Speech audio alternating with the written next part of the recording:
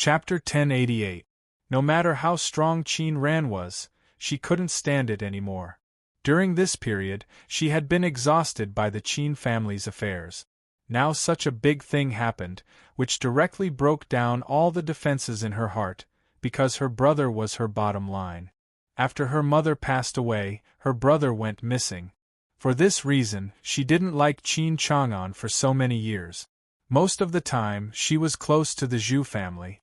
It was not that she didn't love her father, but she complained that he couldn't find her brother. She had been waiting for her brother for more than 20 years. Now that her brother had finally come back, the Qin family was in such a crisis. Her powerful father had fallen just like that. Qin Ran panicked and realized that her father was really old. However, her brother came back. Otherwise, she couldn't stand it alone. But now, even her brother was in trouble. Qin Ran broke down completely. Although her uncle and aunt were still in the Qin family, her uncle hadn't shown up yet. Moreover, he had been a monk for so many years. How could he help? As for her aunt, she couldn't stand it anymore. Moreover, her family didn't have much influence anymore. They could only help the Qin family to collect information or take charge of the Qin family's company. Now that her brother was in trouble, Qin Ran could only turn to her uncle for help. Only her uncle could help her. Hearing her uncle's voice, Qin Ran felt at ease and wronged. That was why she cried unscrupulously. Just like that, she hugged her phone and cried in pain. When her emotions gradually recovered, she realized that her uncle had already hung up the phone. However, she knew that since her uncle already knew about this, he definitely wouldn't just stand by and watch. Next, she just had to wait for the news. However, she had to go to Ningbo now. She had to know what was going on. On the other side, after Zhu Weiguo hung up the phone, he was lost in thought and said nothing. It couldn't be an ordinary thing. Otherwise, Qin Ran wouldn't have broken down like this.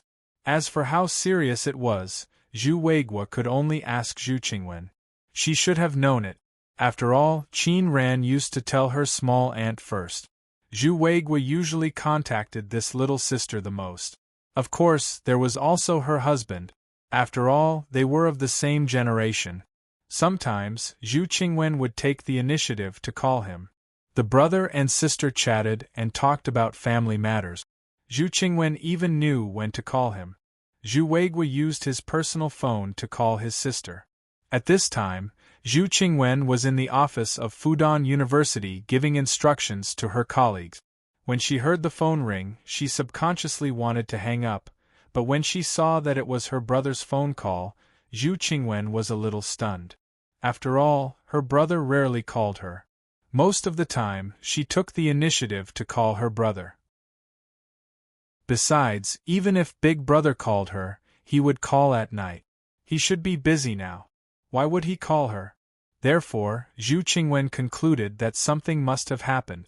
As for what it was, he didn't know. Zhu Qingwen picked up her mobile phone and gestured for her colleagues to leave first.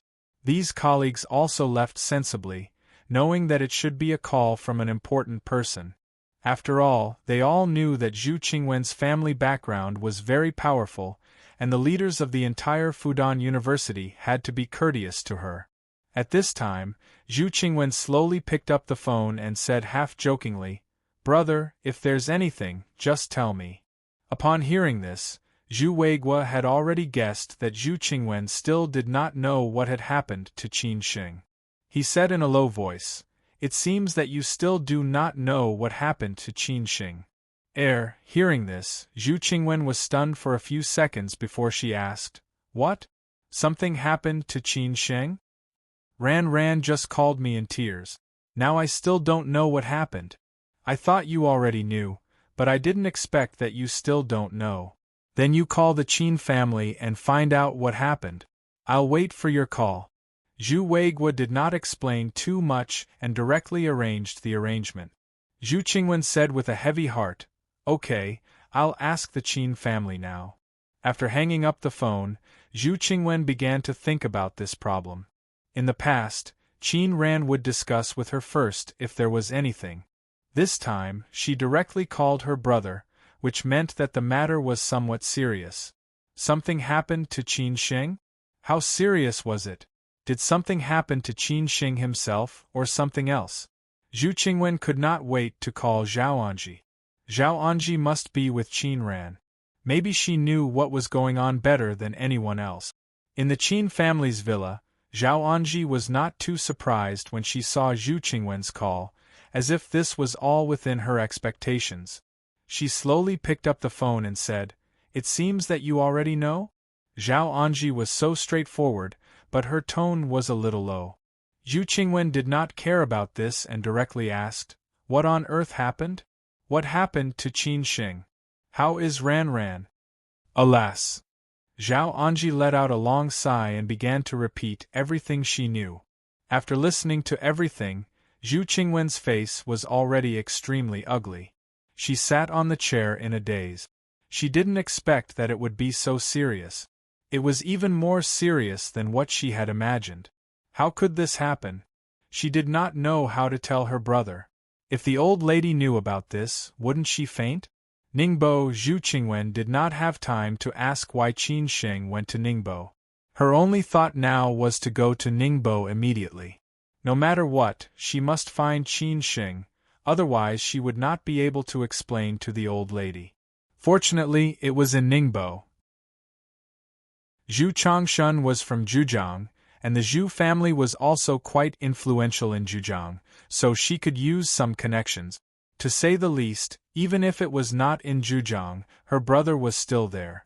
After that, Zhu Qingwen did not hear what Zhao Anji said at all. She directly hung up the phone and arranged for the driver to send her to Ningbo immediately. Meanwhile, on the way, she called Zhu Weigua to report the situation. After Zhu Weigua heard the news, he did not speak for a long time. No one could tell what he was thinking. In the end, he just said lightly, "Go to Ningbo first. If there is any news, inform me at any time. I will call Zhujiang." In the end, the brother and sister discussed one thing, which was to keep this matter strictly confidential. Before they found Qin Sheng, they could not let the old lady know. Otherwise, the old lady would not be able to bear it. After hanging up the phone, Zhu Weigua called Zhujiang 3 times in a row. As for who he called, only he knew. On the way to Ningbo, Zhu Qingwen called her husband Zhu Changshun again and told him what had happened in Ningbo in a seemingly calm manner. Zhu Changshun's reaction was almost the same as Zhu Weigua's. Maybe all the leaders were like this. They would not give up even if Mount Tai collapsed in front of them. Otherwise, how could they achieve great things? In the end, Zhu Changshun also said that he would call Zhujiang. After all, he used to be in charge of the political and legal system in Zhujiang. As long as it was within the scope of compliance, he would not be stingy this time. Moreover, such a big thing had happened. Therefore, the first person to arrive in Ningbo was none other than Zhu Qingwen. After all, it was closer to drive from Shanghai to Ningbo. The others all rushed here by plane. Before Zhu Qingwen arrived in Ningbo, this matter had already alarmed many people. The leaders of Ningbo directly received calls from several major leaders of the province, which made them realize the seriousness of this matter. Originally, they had thought that it was only a matter of the Lin family. At the same time, the provincial department had also sent a special task force headed by the deputy director to Ningbo to take over this matter. At the same time, several other leaders were on their way. Since it was raining in Ningbo and it was a mountainous area, after the search in Ningbo was difficult, the Ningbo Armed Police Corps directly came to help. All of this was the power of the Zhu family. And it was just the beginning. Because at present, the Zhu family only focused on finding Qin Sheng. They did not care about who the mastermind was at all. If something really happened to Qin Sheng, not to mention what would happen to the old lady, it would be a direct slap in the face of the Zhu family. The Zhu family could ignore Qin Chang'an, but they could not ignore Qin Sheng. Moreover, it was directly aimed at people's lives. In an instant, dark clouds were hanging over Ningbo. The whole Ningbo could feel that something was wrong, because the armed police and policemen on duty at every intersection. Police cars were patrolling everywhere on the street. Everyone was asking what had happened. Chapter 1089. In Ningbo, the heavy rain lasted for a long time, which made the search and rescue work very difficult. The search and rescue work didn't end until evening. Unfortunately, it was getting dark at this time, and it would be more difficult to find Qin Shing's trace after dark. Fortunately, this mountainous area was not large, and there were no undulating mountains. Even if the search and rescue work was carried out in a blanket manner, it would not take long for the entire mountainous area to be searched. At that time, the result would be clear at a glance. However, the current situation was that whether Qin Shing escaped by himself or was he kidnapped by someone else. If he escaped, Qin Shing would definitely take the initiative to contact them. Even if he was seriously injured, he would definitely not run too far away. He would definitely be in this mountainous area. Even if he was not, he would definitely be within the scope of Ningbo. It was only a matter of time for them to find Qin Shing. However, if Qin Shing was kidnapped, it was very likely that he was not in this mountainous area. Maybe he had been taken away. In that case, it would be hard to judge the result.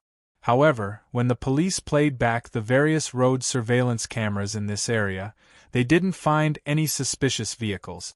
There were only these two cars at the scene of the accident. When they checked the surveillance cameras of all the roads related to this car, it seemed that there were only several dead people in the car. What about Qin Shing?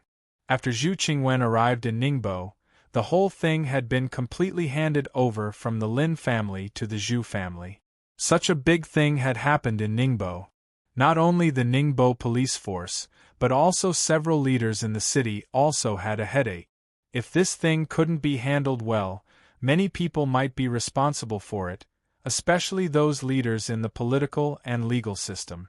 In addition, some leaders' official careers would also be tarnished because of this thing. Lin Changhe had already adjusted his state of mind. Although this thing had gone beyond his tolerance, he could only bear it for the Lin family. After all, Qin Shing had an accident in Ningbo, and Qin Shing also came to Ningbo because of the Lin family. It was impossible for the Lin family to escape from the responsibility. However, Zhu Qingwen didn't blame the Lin family at this time. She just asked Lin Changhe about the specific situation and left. She didn't say too much to Lin Changhe. She focused on finding Qin Shing now. If they could not find Qin Shing, the Zhu family would really get angry. Maybe because Zhu Weiguo and Zhu Changshun had made a few calls, several leaders from the political and legal system of the province came to Ningbo in person. Ningbo was completely taken over by the provincial office. On the one hand, they were looking for Qin Shing in the whole city. On the other hand, they were investigating the whole thing, including the killer's identity and the possible traces of other killers, etc. In the old house of the Lin family, everyone was worried. No one had expected that such a thing would happen. The death of the old lady was enough to make everyone sad. However, Qin Shing's accident made things worse for the Lin family. If the Qin family and the Zhu family blamed the Lin family for this, the Lin family's century-old foundation would really be destroyed. Other people were worried about these things, but Lin Yu was worried about how to explain it to her elder sister. She didn't know that her grandma had passed away, and now her brother-in-law had an accident. If her elder sister knew this, how could she bear it? At this moment, there were only 3 men, Lin Chongting, Lin Changhe, and Lin Zhe, in the living room of the Lin family. The others were resting in their own rooms. After all, they had been busy these days. Now, tell me, what should we do about this? Although Lin Chongting was no longer in charge of the family affairs, he had to show up for such a big thing. Lin Zhe was a little worried. Dad, is Qin Shing really dead? Lin Chongting let out a long sigh and said, You should pray that nothing bad happens to him. If he really dies, the Lin family will have to die with him.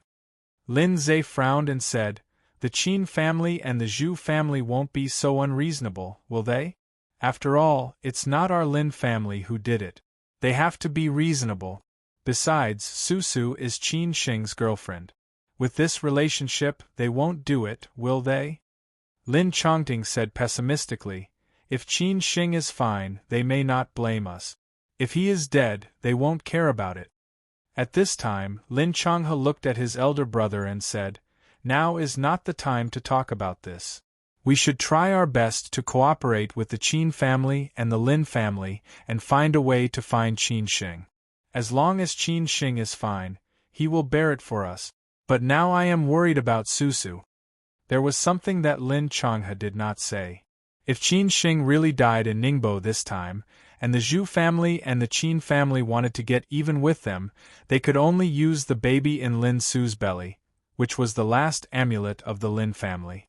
Anyway, the baby in Lin Su's belly was the flesh and blood of the Qin family and also Qin Shing's child. They should be lenient. Lin Zhe let out a long sigh and said, what about Susu? What was going on? The Lin family was really unlucky this year. Lin Chonghe said helplessly, what else can we do? We can only continue to hide it. Compared with Lin Chongting and Lin Zhe, Lin Chonghe had a bigger headache. The old lady's death was not over yet, and now this thing happened. Lin Su was pregnant, so they couldn't let anything happen to her. This was also the way out for the Lin family, so they had to keep it a secret. Therefore, Lin Chonghe could only ask Xue Qinyan for help. After all, Xue Qinyan was accompanying Lin Su in Los Angeles now. Whether Lin Su would know about it or not depended on how Xue Qinyan handled it. However, it was not the right time.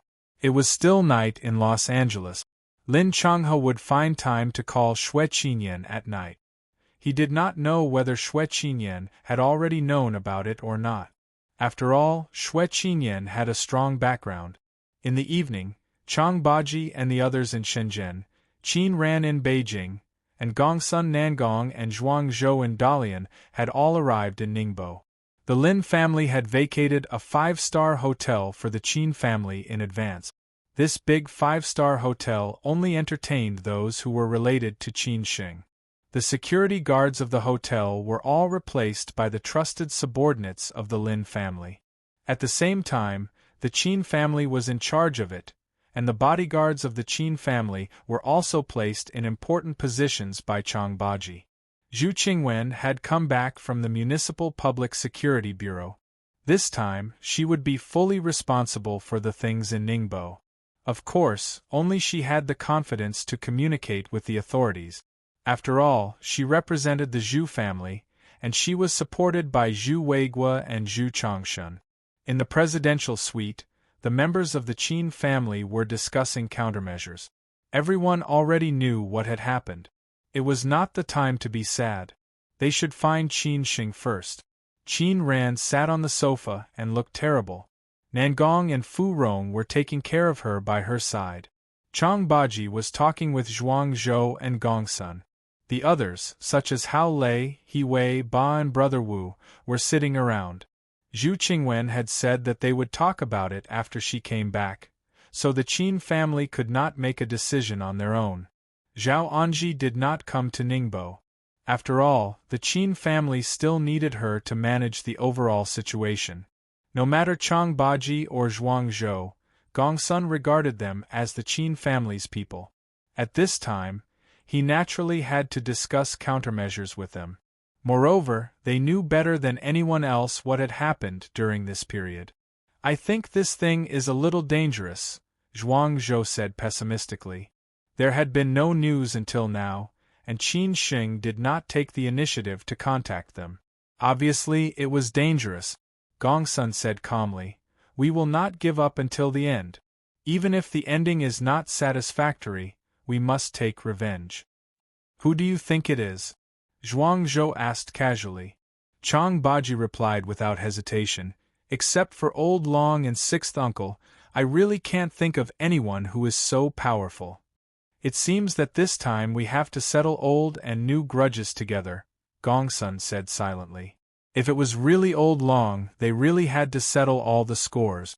Not only the Qin family but also the Zhu family. At this time, Chang Baji said, "I want to go to the Municipal Public Security Bureau to check the identity of the deceased. I have been with Qin Sheng for such a long time, and I have seen all kinds of forces. Maybe I can recognize one or two of them. At that time we will know who the mastermind is." Gongsun said thoughtfully, "Don't be anxious. When the Zhu family arrives we will talk about it then." Chang Baji nodded. He was not in a hurry. After all, the current focus was to find Qin Sheng. At this time, the door of the suite was pushed open. Zhu Qingwen, who was dressed in sportswear, walked in quickly, followed by two policemen in uniform. Chapter 1090. All the members of the Qin family had arrived in Ningbo, but they were not as important as Zhu Qingwen. After all, the Qin family was not as powerful as it used to be. Although it was not in dire straits, it had become cold because of Qin Chang'an's accident. Some people even avoided the Qin family for fear of getting into any trouble. This was the reality of the society, and there was no need to be so fragile. On the contrary, the Zhu family was flourishing with each passing day. It seemed that the Zhu family's position had been established since the time of old Master Zhu's death.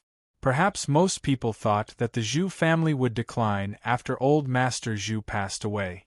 Who could have thought that old Master Zhu's son and son-in-law were so outstanding?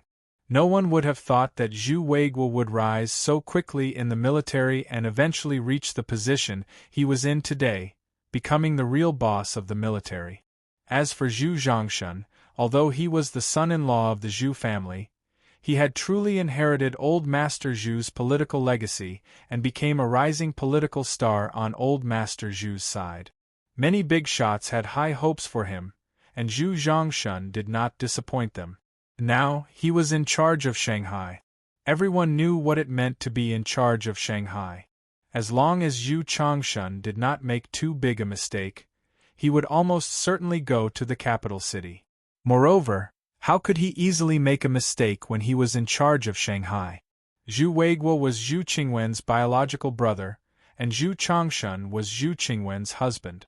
Therefore, it was obvious how important Zhu Qingwen was. The Qin family was in dire straits, and the Zhu family was at its peak. Of course, the Qin family had no objection to the Zhu family's decision. Therefore, everyone was waiting for Zhu Qingwen to arrive. Zhu Qingwen was wearing sportswear and looked very capable. However, she did not look good, because she had not rested since she arrived in Ningbo. She had been busy. Not only did she have to keep abreast of the situation in Ningbo, but she also had to meet various bosses and report the situation to Zhu Weiguo and Zhu Changshun. Zhu Qingwen was already tired from the long journey, and now she was mentally and physically exhausted. How could she not be tired? After Zhu Qingwen came in, the two policemen went out, but they did not leave. They stood outside the door. They were the guards arranged by Ningbo to protect Zhu Qingwen. After all, Zhu Qingwen's identity was special.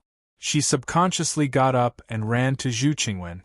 It was as if she had finally found her backbone after seeing Zhu Qingwen. She hugged Zhu Qingwen and cried with reddened eyes. Zhu Qingwen's eyes were red. Zhu Qingwen held Qin Ran in her arms and comforted her as she said, Ran, it's all right. Small Aunt is here. Everything is under Small Aunt's care." She had always felt that this pair of brother and sister had a hard life. Not to mention that they had lost their mother since they were young. Qin Sheng had been missing for so many years, and Qin Ran had waited for so many years. It wasn't easy for the sister and brother to reunite, but they didn't expect that there would be a change in the family not long after. Now that such a big thing happened, how could Zhu Qingwen not be distressed? After a long time, Qin Ran gradually calmed down. Zhu Qingwen pulled Qin Ran to sit on the sofa. Only then did the others greet Zhu Qingwen. Zhu Qingwen just nodded slightly. He knew some of the people from the Qin family and some didn't.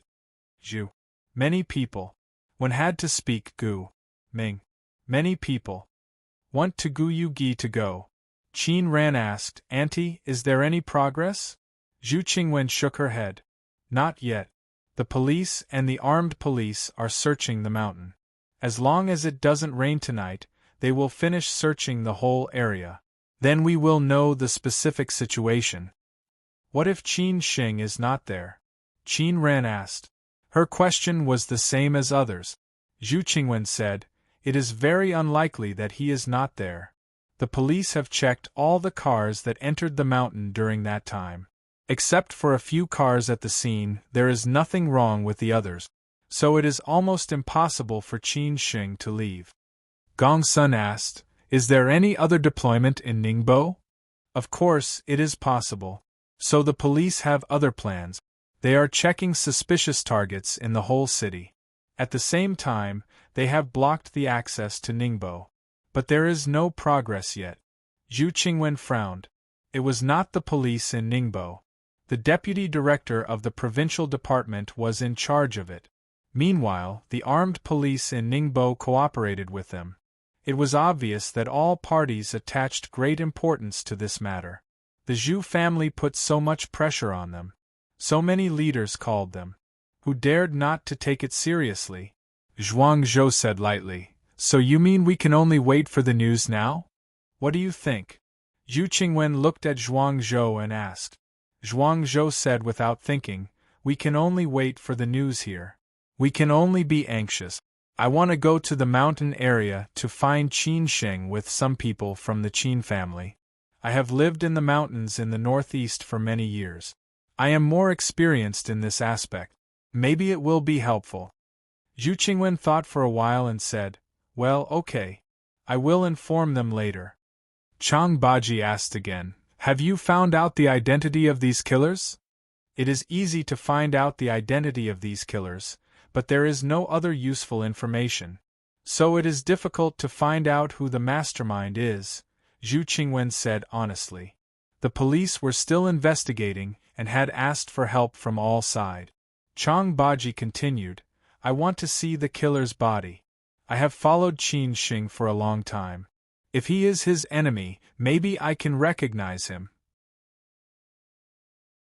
Hearing this news, Zhu Qingwen's expression changed slightly.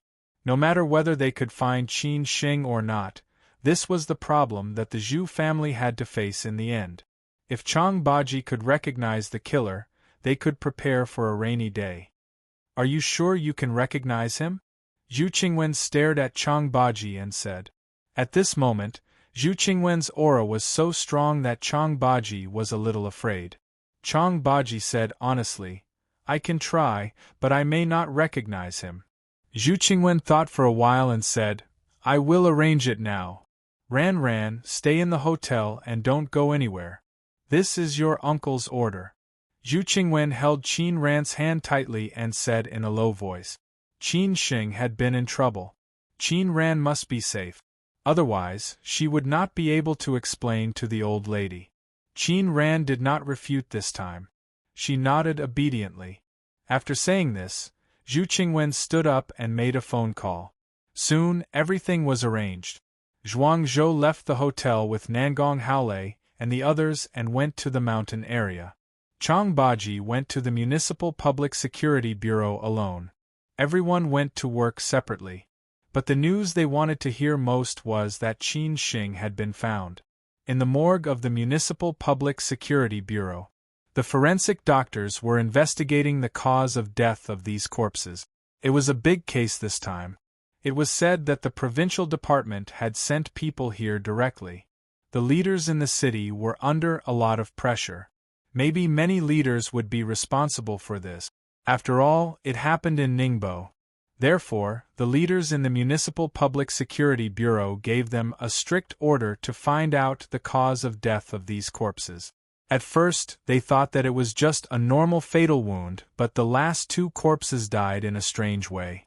It was as if they had inhaled some unknown gas, especially the body of the last old man. Other than a few non-fatal knife wounds, what really killed him were the foreign objects in a few key acupuncture points on his body. They had taken out the foreign objects. They were shocked to find the silver needles smeared with poison. Just as they continued to study, the leader walked in with Chang Baji and asked them to open all the corpses so that Chang Baji could identify them one by one. Chang Baji was used to seeing death. Even though he was facing 7 swollen corpses here, he was not afraid at all. He slowly walked forward and began to identify the corpses. These forensic doctors were a little confused about the identity of this middle-aged man. They thought that he was the external help that the leader had invited from other places. After all, they were still a little confused about the cause of death of the last corpse. Chang Baji stared at the corpses in front of him with a serious face. He had already recognized the 2 bodyguards of the Qin family. They died miserably, which made Chang Baji feel sorry for them. Not long ago, they were normal people who were laughing and laughing. Now they were lying here. The knife wounds on their bodies were especially horrible. Except for the 2 bodyguards, Chang Baji didn't know the others. They should be killers. They died miserably, which showed how fierce the battle had been. Chang Baji was a little disappointed because he didn't know any of these killers. If he didn't know them, he wouldn't know who the murderer behind the scenes was. When Chang Baji walked in front of the last corpse, he subconsciously stopped. It was also because the cause of death of this corpse still needed to be studied, so the forensic doctors put his body last. When Chang Baji saw this corpse, he instantly felt a sense of familiarity. The next second, Chang Baji recognized the man. He was a little shocked and surprised. It's him. Chapter 1091. Hope is slim. Chang Baji had followed Qin Sheng for several years, so he knew very well who Qin Sheng's enemies were. The things that Qin Sheng had done in the past were almost settled. He did not have any worries anymore. The only danger was Third Master Wu, who had been killed. Because of what Third Master Wu's adopted son had said, no one knew whether the conspiracy would be leaked or not. No one knew who would avenge Third Master Wu. For example, people like Yang Deng. Although Yang Deng had cut ties with Qin Sheng and would never see him again, no one knew whether there was someone like Yang Deng. Therefore, after Qin Sheng had an accident in Ningbo, Chang Baji first thought that it might be Third Master Wu's people. However, based on Qin Sheng's current influence, it was quite impossible for Third Master Wu to kill Qin Sheng easily. Moreover, Qin Sheng was followed by 2 bodyguards of the Qin family. The strength of these 2 bodyguards was not simple. They could be regarded as relatively excellent among the bodyguards of the Qin family. Therefore, Chang Baji thought that it might be someone from Shenzhen or Dalian. However, they were busy with their own affairs now. How could they be so powerful? Besides, if they did so, they would completely offend the Qin family. At that time, even their bones would not be left. In the end, Chang Baji could only think that it was Elder Long and Sixth Uncle's people, because only they could be so powerful. Chang Baji had fought with Elder Long's people several times, so he was very clear about how powerful they were. However, he was not sure who it was. After all, it involved too many things. If something really happened to Qin Sheng, then the Qin family and the Zhu family would avenge him. Actually, Chang Baji just wanted to have a try when he said that he would come to identify the bodies. However, he did not expect that he would really meet an acquaintance. This person was definitely Elder Long and Sixth Uncle's people, because he had fought with him in Beijing before. Looking at the bodies in front of him, Chang Baji came to himself and murmured, "It's really them." Hearing this, the policeman next to him hurriedly asked, "Do you know them?" Chang Baji looked back at him and shook his head. No. The policeman was a little excited. If the identity of the killer was confirmed, it would only be a matter of time before the case was solved. Everyone knew how much pressure the whole Ningbo public security system was under. It was said that the identity of the young man who had the accident was not simple. It directly alarmed the high-level officials in all aspects of the province. Even the provincial department directly sent the second-in-command to Ningbo to take charge of this matter. Chang Baji didn't stay there for long before he left. He didn't dare to waste any more time and immediately took a taxi back to the hotel. When he returned to the hotel, it was already dark outside, and it started to rain. This made Chang Baji a little depressed, because the chances of finding Qin Shing were getting smaller and smaller. The more time passed, the slimmer the hope became. No matter if Qin Shing had escaped or been kidnapped, it would be the same. If it was the former, Qin Shing was likely to die from serious injuries. After all, Qin Shing had not contacted them for so long. As for the latter, Qin Shing's chances of survival were even slimmer. No matter whether those people escaped or not, some of them could kill Qin Shing. However, Chang Baji was still puzzled. That old man was so powerful. How could he have died on the spot? This was something that Chang Baji couldn't understand. After all, he had fought with this old man and knew that the old man was probably more powerful than him. In addition, the old man had brought several helpers with him. According to Master Long's style of doing things, since he could make such a thorough plan this time, investigate Qin Shing's whereabouts so clearly, and finally choose the best opportunity to take action, how could he not bring a few masters with him? As for Qin Shing's side, he was very clear about Qin Shing's power. He was definitely not a match for this old man. Even with the 2 bodyguards of the Qin family, it seemed that he would definitely die. Then how did Qin Shing escape? Chang Baji was somewhat puzzled, very puzzled. All of a sudden, Chang Baji thought of a possibility. Did Qin Shing have helpers? However, he knew almost all the people that Qin Shing knew. Who could be a match for that old man? The probability seemed to be very low. The more Chang Baji thought about it, the more annoyed he became. He simply stopped thinking about it and went back to tell Zhu Qingwen the news first. When Chang Baji returned to the hotel, Qin Ran, who was exhausted, had already gone to bed. Zhu Qingwen was making a phone call in the living room. When she saw Chang Baji coming back, she signaled him to wait for a while, and then continued to make the phone call.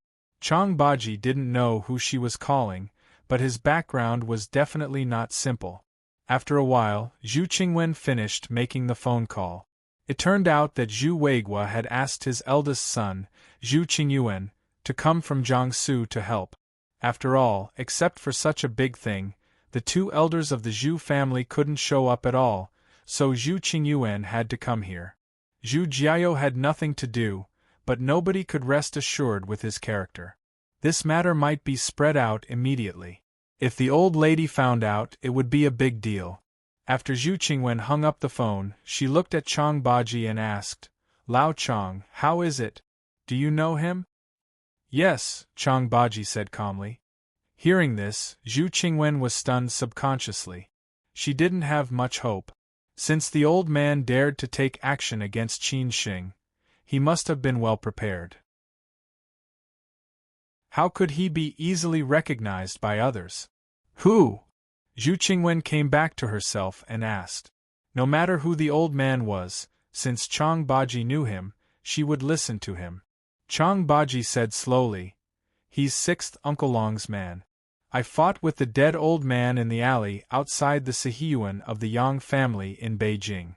He was much more powerful than me, and he even threatened us." I see. Although Zhu Qingwen had already guessed this possibility, she still found it hard to accept the result. In fact, they had already known that Elder Long, their old enemy, had reappeared. They were just waiting for a chance. However, she couldn't accept the fact that 6th Uncle had tried to kill Qin Shing. The Zhu family could accept that 6th Uncle had colluded with Elder Long for the interests of the Chang and family, but the Zhu family couldn't accept that 6th Uncle had killed Qin Shing. Although the Qin family and 6th Uncle had some conflicts now, the 2 families had a long history. Even the Zhu family had some connections with 6th Uncle. Why did it have to be like this? Did he have to cut off the Qin family line? Did he have to challenge the bottom line of the Zhu family? When Qin Shing and Song Ryu were engaged, Why did the Zhu family show up with such great fanfare? They wanted to tell everyone that they could do whatever they wanted to Qin Chang'an, because it was Qin Chang'an's business. However, they couldn't do anything to Qin Shing, because it was the Zhu family's business. Chang Baji didn't dare to hide anything. At this time, he told them his guess and said, "This old man was more powerful than me, so I still have a doubt. I don't know if it's true or not. Maybe it's possible." Zhu Qingwen was thinking about something else. Hearing Chang Baji's words, she asked, "What is it?" Chang Baji began to narrate at a moderate pace. A few minutes later, Zhu Qingwen said in surprise, "You suspect that Qin Shing has helpers?" "Yes. Otherwise, Qin Shing and the bodyguards of the Qin family couldn't have killed this old man. Moreover, they came prepared." The more Chang Baji thought about it, the more certain he was. Zhu Qingwen was overjoyed. If it was really possible, Qin Shing would have a great chance to survive. As long as Qin Shing was alive, how could Zhu Qingwen not be happy? After confirming the details with Chang Baji, Zhu Qingwen asked Chang Baji to leave. After Chang Baji left, she called her brother immediately. It seemed that, as they had guessed, it was Elder Long and the others who killed Qin Shing this time. However, she was a little sad that sixth uncle was involved. Zhu Qingwen couldn't help but feel a little regretful. Why didn't they do it earlier? How could Elder Long and the others dare to take the risk? Zhu Qingwen had been on the phone for a long time. Not only did she talk to Zhu Weiguo, but she also talked to her husband Zhu Zhangshun. In the past, they had wanted to wait a little longer and make sure that Zhu Zhangshun had improved a little more before they could make a move on Elder Long. But now, since this thing happened, they had to take action in advance. That night, it was raining outside. However, many people in Ningbo didn't fall asleep because they were looking for that young man. When the sky brightened, the result was not satisfactory. The mountain area had been searched thoroughly, but Qin Shing was still not found. They only found some bloodstains. They were sure that Qin Shing had left from the mountain, but they couldn't find him. The police in Ningbo also searched all over the city, but they didn't find anything. They caught many fugitives, but they couldn't relieve the pressure in Ningbo. More and more people were under great pressure. However, the police in Ningbo didn't give up. They expanded their search scope. The provincial department also arranged police officers to check all the traffic arteries in the neighboring cities, hoping to find some clues. At dawn, the Qin family was exhausted, but they still couldn't find Qin Shing. Everyone knew that the longer they waited, the slimmer their hope would be. At dawn, more and more people knew about the news in Ningbo. After all, the movement here was too big. Moreover, the Qin family also made such a big move. Sixth uncle was one of them. When he knew what had happened in Ningbo, he almost fainted from a heart attack. He didn't expect that their ally, Elder Long, would do such a big thing behind their back. Elder Long was going to drive them into a dead end. He was going to tie them up completely. Therefore, before others called sixth uncle, he called them anxiously. If they didn't think of a way, they would really be in trouble, because they had offended the public this time. They could do anything, but this was the only thing they couldn't do, because it would ruin the Qin family's bloodline. How could the Zhu family tolerate it? Moreover, old Lady Zhu was still alive. Moreover, Qin Shing was the son-in-law of the Song family, and old Master Song was still alive. This was a slap in the face of these old people. At dawn, the Song family also knew about it. When Song Ryu got up and turned on her phone, she received a call from her father before she had time to check the messages and WeChat messages that kept coming in. Qin Shing's father-in-law told Song Ryu to go to Ningbo as soon as possible. Song Ryu didn't come to her senses for a long time. She didn't know what he meant.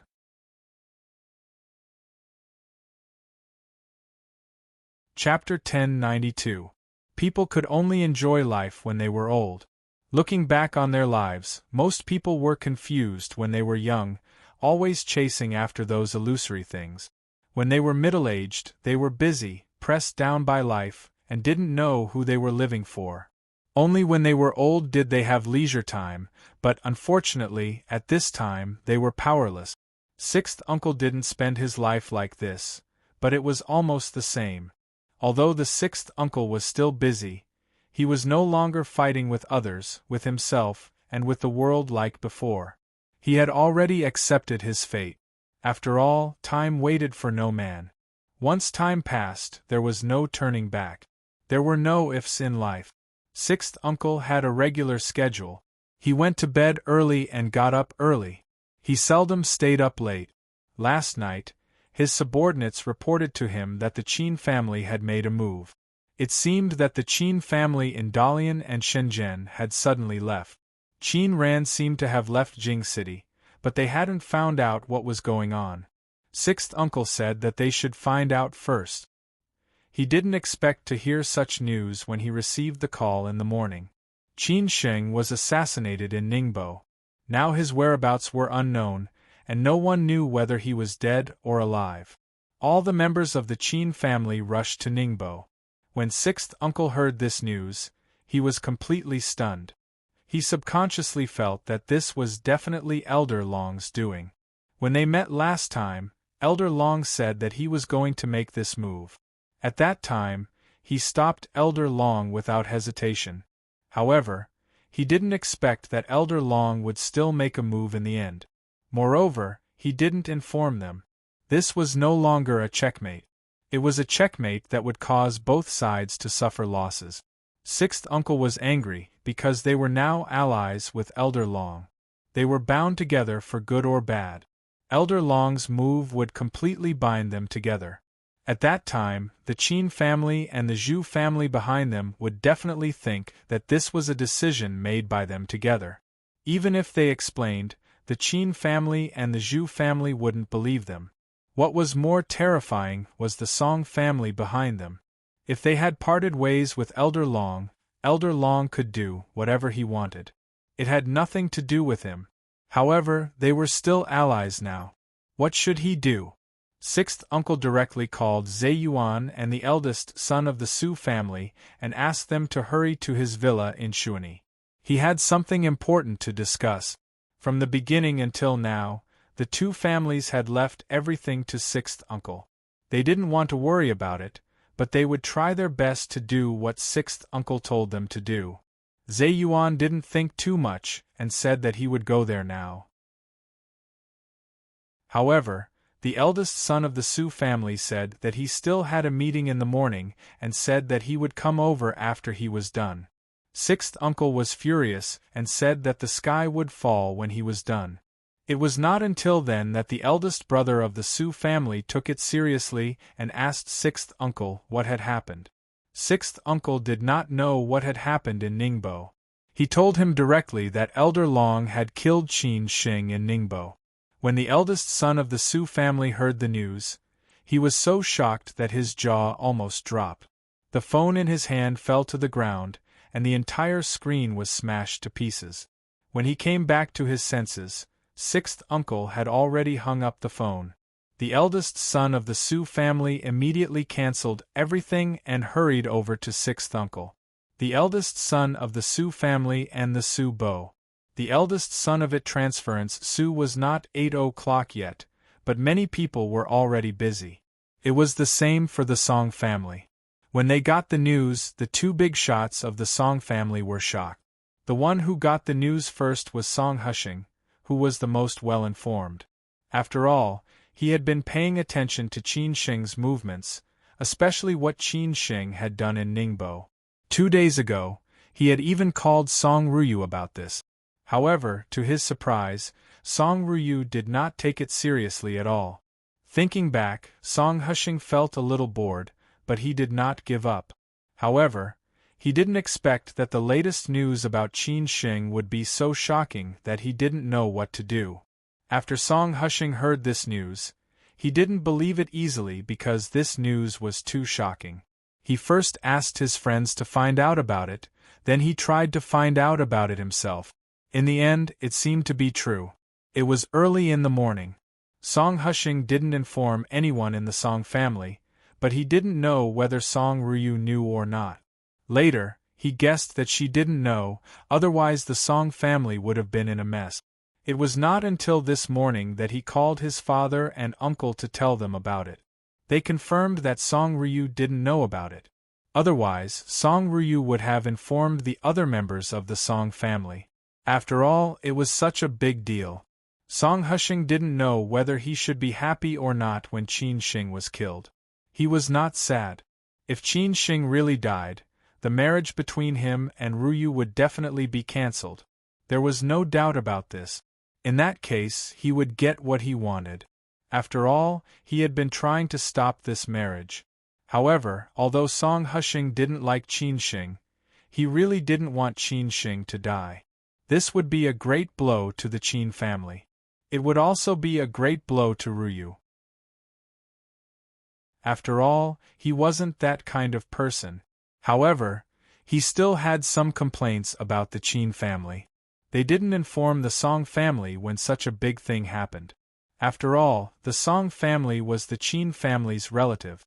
Moreover, Ryu was Qin Shing's fiancé. Even she, his fiancé, didn't know about it. What did the Qin family want? No matter what, since he knew this news, Song Husheng still informed everyone in the Song family in a well-behaved manner. As for what the Song family would do, Song Husheng was too lazy to worry about it. After all, this matter was beyond his ability. However, he knew that if something really happened to Qin Shing, no matter who killed him, the Song family would not sit by and do nothing. Song Husheng also felt that although he didn't like Qin Shing, he was still the son-in-law of the Song family. No matter what the Qin family and the Zhu family thought, Qin Shing was so unscrupulous. It was absolutely a slap in the Song family's face. The Song family would not tolerate it. After receiving Song Husheng's call, the two elders of the Song family thought that Song Husheng was joking. They reprimanded Song Husheng one after another. It was not until Song Husheng explained it again and again that they completely believed it. At this time, they were at a loss. They had never thought that such a big thing would happen. After discussing the countermeasures, the two elders of the Song family asked Song Husheng to continue to pay attention to the situation in Ningbo. On the other hand, they tried to find a way to hide it from old Master Song, which was almost the same as the Zhu family. On the other hand, they contacted the Qin family. Finally, they informed Song Ryu. Of course, Song Ryu's father was in charge of informing Song Ryu. Song Ryu's father didn't know how to make the call, because he knew that Ryu had a good relationship with Qin Shing. He also liked Qin Shing very much. However, he didn't know how to tell this sad news to Ryu and whether she could bear it. No matter what, he had to make the call. Therefore, when Song Ryu finished breakfast and was about to go out, she received the call from her father. Today, she was supposed to hand over her work to her colleagues and catch up with the leaders. At last, she would treat her colleagues to dinner. Starting from tomorrow, she would rest for a period of time, report to her new unit, and start a new journey. She also planned to visit Qin Shing after her rest. Qin Shing must have returned to Shenzhen from Ningbo. As for this matter, as long as Qin Shing didn't take the initiative to tell her, he wouldn't mention it. Anyway, she didn't think it was a big deal. After all, the old lady of the Lin family had passed away.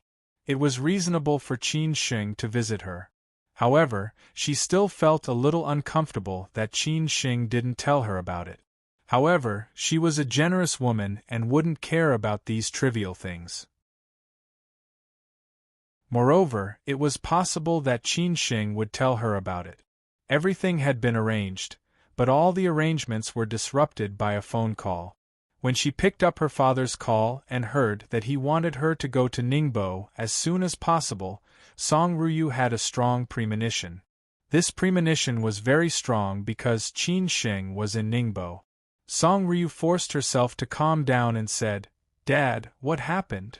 "Something happened to Qin Shing," Song Ryu's father said bluntly. At that moment, Song Ryu felt dizzy, as if she had fallen into a weightless space. She stumbled and almost fell down, with only the pictures of Qin Shing in her mind. Song Ruyu had never been so flustered, nor had she lost her composure like this. At least, no one could make her feel like this. She had thought that she would break down when her grandfather passed away, but she didn't expect that it would happen today. She hung up without asking what had happened. Since her father called her so anxiously, it must be a matter of life and death. At this moment, Song Ruyu suddenly felt that she had lost something. She couldn't catch it no matter how hard she tried. When she came to her senses, her eyes were already red. Song Ruyu only knew that no matter how serious the matter was, she had to go to Ningbo as soon as possible. She didn't want to waste any time.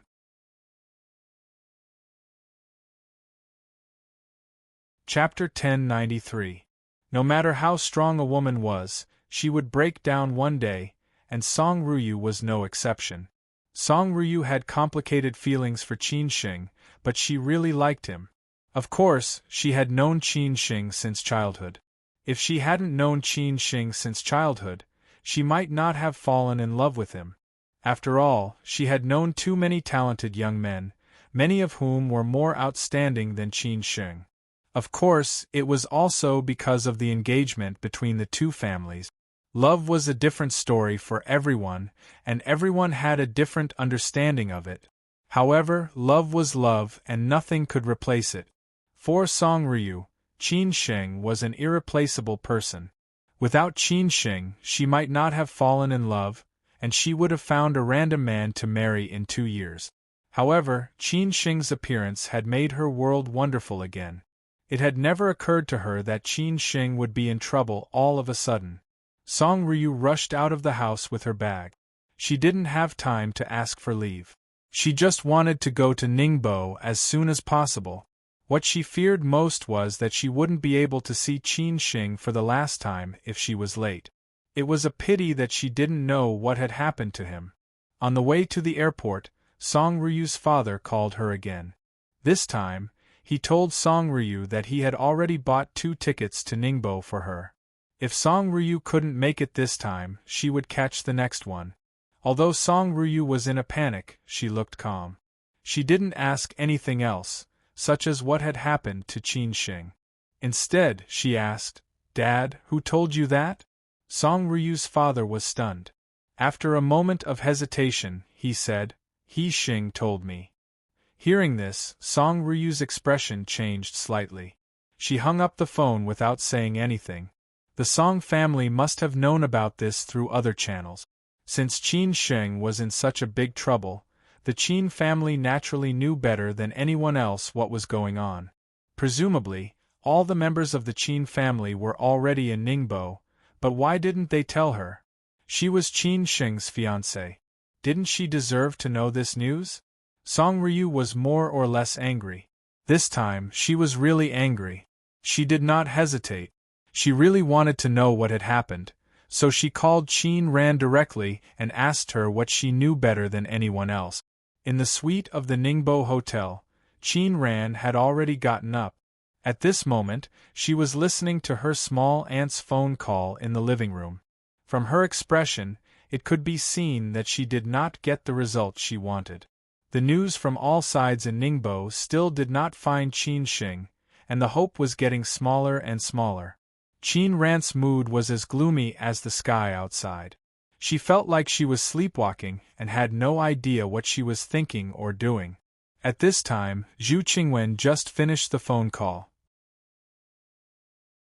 Although she was also very disappointed, she could not show it. She forced a smile and comforted her. They said that they have some clues. They are continuing to search for it. We should get some news today. Qin Ran was not stupid. Of course, she knew that small aunt was comforting her. She had no choice but to say, "Okay. Brother will be fine." At this moment, Qin Ran's phone rang.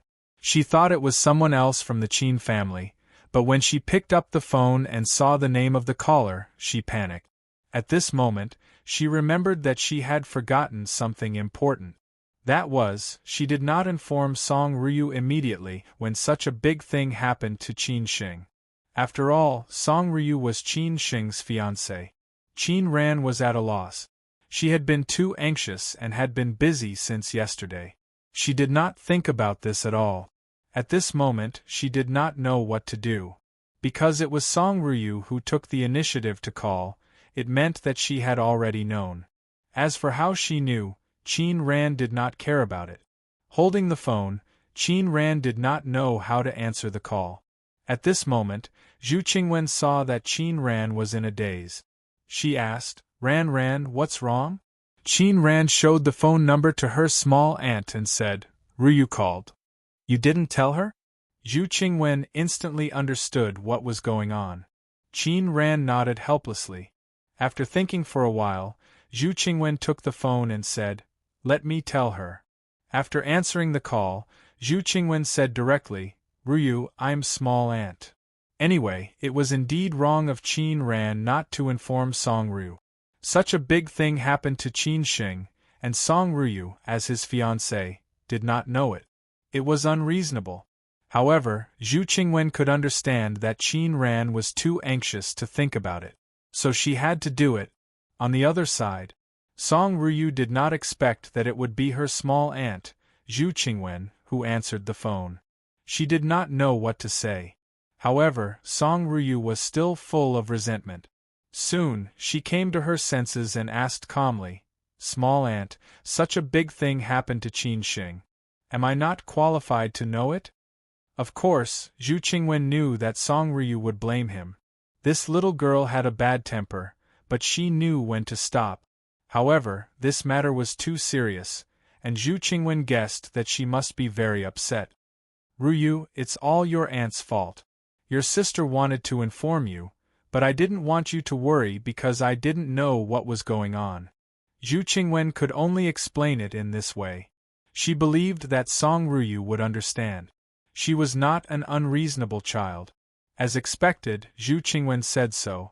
Moreover, she was an elder, so Song Ryu could not say anything more. She could only say, Small aunt, I just want to know what happened to Qin Xing. Zhu Qingwen did not want to tell the truth, but she could not continue to hide it from Song Ryu. She had to tell the truth. He was assassinated. We haven't found him yet. We are still trying to find him. Although Song Ryu knew that something had happened, she did not expect it to be so serious. Originally, she still had some hope in her heart, hoping that Qin Xing would be fine. However, Zhu Qingwen's words directly crushed the last straw in her heart. She completely panicked and tears came out of her eyes. For a moment, she did not know what to say at all. Zhu Qingwen kept comforting Song Ryu, but Song Ryu had no time to listen to her. In the end, Song Ryu restrained her emotions and said in a low voice, Small aunt, I got it. I'm on my way to the airport. Let's talk about it later. After that, Song Ryu hung up the phone. Zhu Qingwen let out a long sigh and did not know what to say. After Song Ryu hung up the phone, she completely broke down. She had never been so helpless since she was a child. She buried her head between her legs, covered her face with her hands, and cried silently. Her cries were truly heart-wrenching. The taxi driver was an experienced driver who liked to chat with passengers. He had seen all kinds of people. He did not know what had happened to this elegant beauty, so he tried to comfort her. Miss, did you break up with him? Song Ryu did not speak. She did not care about this at all. The old man continued, In today's society, men will change their hearts as soon as they get rich. Don't be too sad. A beauty like you can find any man you want. I know several outstanding young men. Do you want me to introduce them to you? The old master was so talkative that he kept talking. Unfortunately, Song Ryu didn't hear a word of it. Song Ryu wiped away her tears and raised her head. After venting, she felt much better. At this moment, Song Ryu seemed to have returned to her original self. Of course, she knew that crying would not solve any problems. Only by having a strong heart could one face everything. Since Qin Xing was assassinated, there must be someone behind the scenes. If something really happened to Qin Xing, she would definitely avenge Qin Xing, no matter what. She had lost Qin Xing before, but she would not do it again this time.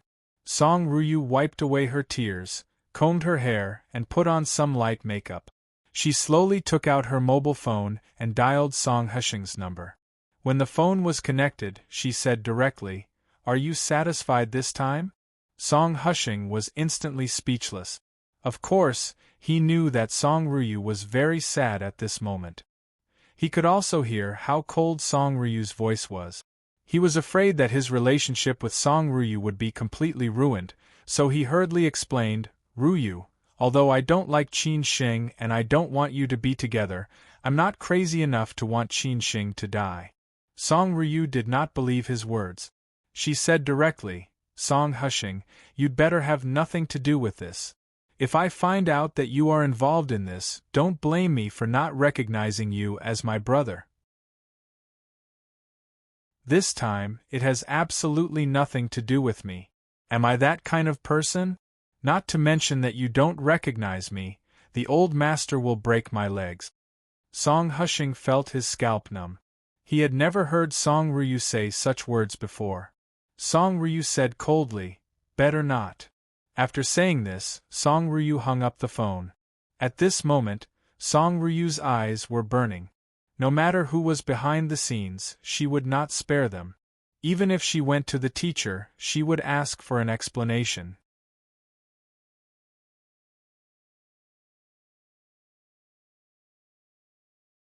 It would be a lose-lose situation for both sides. Furthermore, they hadn't reached that point yet. The eldest of the Su family had already thought of a countermeasure, and he replied, "No matter who asks about this, we will not admit that we were involved. Moreover, we did not participate at all. As for Elder Long, I'll leave it to you, sixth uncle. I hope you can persuade Elder Long not to involve us." Sixth uncle said thoughtfully, "I'll fight for it, but the hope is slim. You and I both know very well that he did this at this time because he wants us to bear the responsibility with him. Then we don't care. At worst, we will shed all pretense of cordiality," the eldest son of the Su family said firmly. Anyway, what had already happened. Who would be afraid of offending Elder Long? At this time, Zhe Yuan said, "My idea is that from today on, we will completely ease the relationship with the Qin family. We will take the initiative to disassociate ourselves from this matter. We can't let the Zhu family and the Song family burn their anger on us. Even if we have to pay a price, as long as we can make them believe us, it will be fine." Sixth uncle found it funny and said, "Zhe Yuan, you are too naive. At this time, no matter what we say, will the Zhu family and the Song family listen to us?" Zhe Yuan insisted, "Even if they don't listen to us, we have to do it. How can we know if we don't do it?" "Sixth uncle, don't you realize the seriousness of this matter? This time, it is not only the Qin family's matter. This time, Old Lady Zhu and Old Master Song may be involved. If they stand out at that time, do you think we can handle it?" The eldest son of the Su family let out a long sigh and said, "Then we can only pray that Qin Shing is fine. If he is still alive, there is still room for everything. We can compromise with the Chang-an family and Qin Chang'an. But if he is really dead, I'm afraid that no matter how we explain at that time, it will be useless. So I hope that this guy is lucky." Zhe Yuan sneered and said, "Uncle Su, are you going to resign yourself to fate?" The eldest son of the Su family snorted and said, "What else can I do?" At this time, sixth uncle looked at the two of them and said, "I want to know, if something really happens to Qin Sheng and the Zhu family and the Song family really start a war with us, what will you do?" This question did make them speechless. The eldest son of the Su family looked cold and did not say anything. Zhe Yuan frowned and was obviously still thinking. After a long time, Zhe Yuan said slowly, "If it were me, I would give in. But I don't know what my family will choose." It seemed that sixth uncle had expected this answer, but he did not say anything. The eldest son of the Su family said, "Sixth uncle, I really don't know what to do except to refuse to admit it. Because if I resist, the result will be worse." After the eldest son of the Sioux family said this, sixth uncle could not help but laugh at himself. It seemed that he already knew what would happen to him, in a manner in Haitian district. An old man directly smashed the expensive snuff bottle in his hand on the ground and shouted angrily, "What a bunch of good-for-nothings! Until now you still can't find out the specific progress. What else can you do?" Now the standard in Ningbo was very high. So many tycoons from the province had gone there, and so many tycoons had called them. There were also many tycoons who were watching this matter behind the scenes. Who dared to leak the secret at this time? Someone whispered in the ear of the old master, "Old master, we still don't know whether Qin Shing is dead or alive. But Lao Gui and the others must be dead.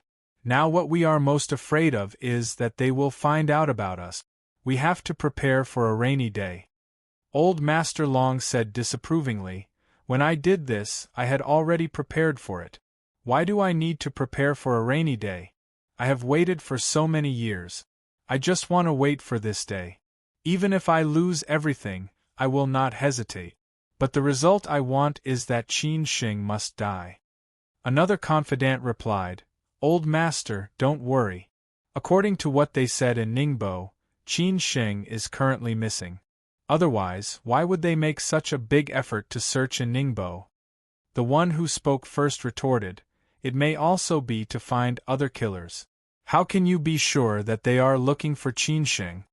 The man sneered and said, "Of course I know. Because finding Qin Shing is more important than finding the murderer. If Lao Gui really died there, would they still need to look for the murderer?" After the man finished speaking, the one who spoke first did not say anything else. Although Lao Gui's identity was not well known, as long as they found a way to find out, they would definitely find out about Old Master Long sooner or later. At that time, there was no need to explain. Why did they let Lao Gui go to Ningbo in the first place? It was because they believed in Lao Gui's strength. Moreover, Lao Gui had other helpers with him. Qin Shing would definitely die. However, the result was somewhat confusing. Lao Gui could not be contacted at all, and Qin Shing seemed to be missing. What on earth was going on? After all, there was such a big movement in Ningbo, and all the members of the Qin family gathered in Ningbo. If Qin Shing was only injured and not dead, these people should all be in the hospital. This was the basis of the man's judgment. The man continued, "Old master, my guess is that if Lao Gui is really dead and Qin Shing is missing, there is only one possibility." Old Master Long instantly came to his senses and asked, "What possibility?"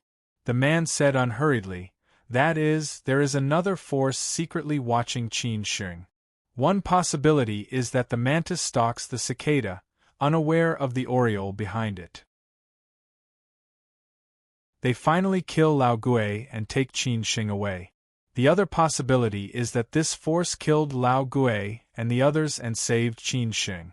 After the man finished speaking, the more Elder Long thought about it, the more he felt that it was highly possible.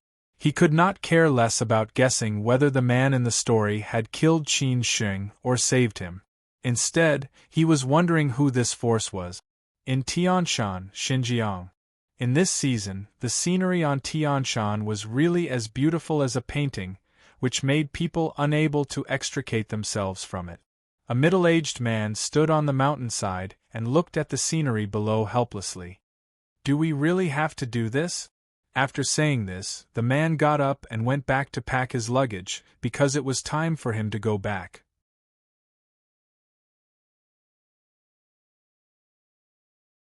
Chapter 1095. This middle-aged man was actually over 50 years old.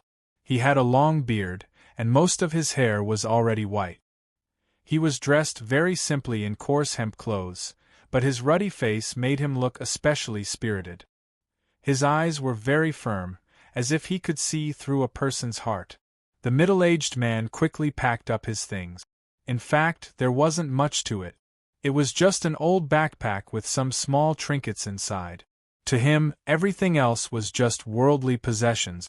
After all, money, power, status, and reputation were all things that he had given up. When the middle-aged man arrived at the foot of the mountain, there was already a land cruiser waiting for him. 30 achievements, dust and soil, 8,000 miles of road, clouds and moon. He had thought that he could enjoy his old age in peace, but he didn't expect that he would have to come out again at this time. Unfortunately, such a big thing happened. He had worked for the Qin family all his life. Although he had retired successfully, he had to stand up when the Qin family was in danger. When Song Ryu arrived in Ningbo, it was already afternoon. She had never been to Ningbo before, nor had she thought about coming here. She didn't expect that she would come here for Qin Xing. What made her feel more helpless was that Qin Xing's ex-girlfriend was from Ningbo, and Qin Xing had an accident in Ningbo because he was attending the funeral of his ex-girlfriend's grandma. In fact, she had nothing to say. Although Qin Xing didn't tell her about this, she wouldn't stop him even if he had. Besides, since the other side had such a meticulous plan, they would definitely do it in other places, even if they were not in Ningbo. Because of Song Ryu's noble identity, Zhu Qingwen arranged for Chang Baji and Hao Lei and Yujbak to pick her up at the airport. Before finding other possible killers, Ningbo was not safe. No one knew whether other killers had left Ningbo or not, so they had to be careful. Zhu Qingwen, of course, was well protected by the police when she went out. Besides, she only went to the Municipal Public Security Bureau and spent the rest of her time in the hotel.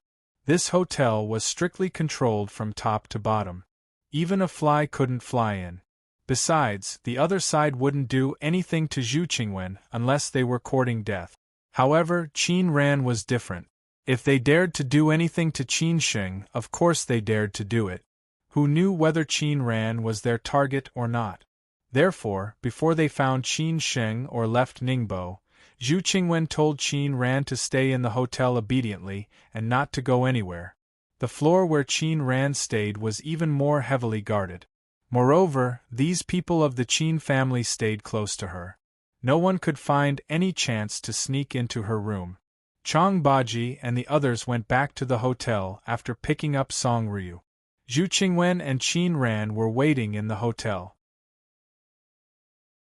That morning, Zhu Qingwen received many calls, including the Songs and families and Qin's family friends. No matter what was going on or whether they needed help, they could, or Qin's death, they could. Chang Baji drove the car directly to the parking apron, which Zhu Qingwen had told him. Hao Lei and the others drove in the front, while Chang Baji drove behind with Song Ryu. Song Ryu didn't say a word on the way, even when Chang Baji greeted her. Song Ryu didn't reprimand them for failing to protect Qin Xing. Even when Chang Baji explained the current situation to her in detail on the way, she only said a few words. No one could tell what Song Ryu was thinking about. She looked calm, but her eyes were firm. Chang Baji wanted to comfort Song Ryu, but she didn't know what to say. However, she knew Song Ryu well enough to know that she didn't need anyone to comfort her, and it would be useless to comfort her. When they arrived at the hotel suite, Chang Baji opened the door, and Song Ryu walked in slowly. At this time, except for Zhu Qingwen, Qin Ran, Chang Baji, and Gong Sun, the others left, because they all knew who was playing a role here. Song Ryu walked to Zhu Qingwen and greeted her in a low voice, "Auntie." Then, Zhu Qingwen greeted Qin Ran and Gong Sun. He was quiet and emotionless, which made everyone a little uncomfortable. Qin Ran was not as strong as Song Ryu when it came to Qin Xing. She had already broken down and blamed herself. "Ryu, I'm sorry." No one knew whether Qin Ran was apologizing for not taking good care of Qin Xing or for not informing Song Ryu in time. But Song Ryu just said lightly, "Sister, it's not your fault. I believe he'll be fine." Seeing Song Ryu's reaction, Zhu Qingwen couldn't help admiring her. No wonder the Song family had high hopes for her, and no wonder so many families in Siju City wanted her. To be honest, if the Qin family and the Song family hadn't been friends, and if they hadn't known each other since they were young, Song Ryu would never have chosen Qin Xing. Even Zhu Qingwen felt that Qin Xing didn't deserve Song Ryu. "Ryu, I'm sorry," Zhu Qingwen said in a low voice. Song Ryu helped Zhu Qingwen sit down and said, Auntie, I'm his fiancé. Zhu Qingwen didn't know what to say, so she said, Lao Chang told you about the current situation on the way here, right? Yes, I already know. Song Ryu nodded quietly. Zhu Qingwen said, What do you think? Song Ryu hesitated for a moment, then she looked back at Qin Ran and said, Sister, you're too tired. Leave the rest to me. Go and have a rest. Qin Ran was a little surprised by Song Ryu's words. It was obvious that Song Ryu wanted to drive her away. She was more or less unhappy. After all, she was Qin Shing's sister and was closer to him than Song Ryu. What could she not listen to? Zhu Qingwen seemed to understand what Song Ryu meant. She said lightly, Ran, go inside and have a rest. I'll tell you if anything happens. Since Qin Ran had said so, Qin Ran had to get up and go inside, no matter how reluctant she was. After Qin Ran left, Zhu Qingwen looked at Song Ryu and said, Ryu, if there's anything you want to say, just say it. Song Ryu had almost analyzed the whole thing. She said honestly, Auntie, you also know that the hope is getting smaller and smaller, right? Zhu Qingwen was stunned for a moment.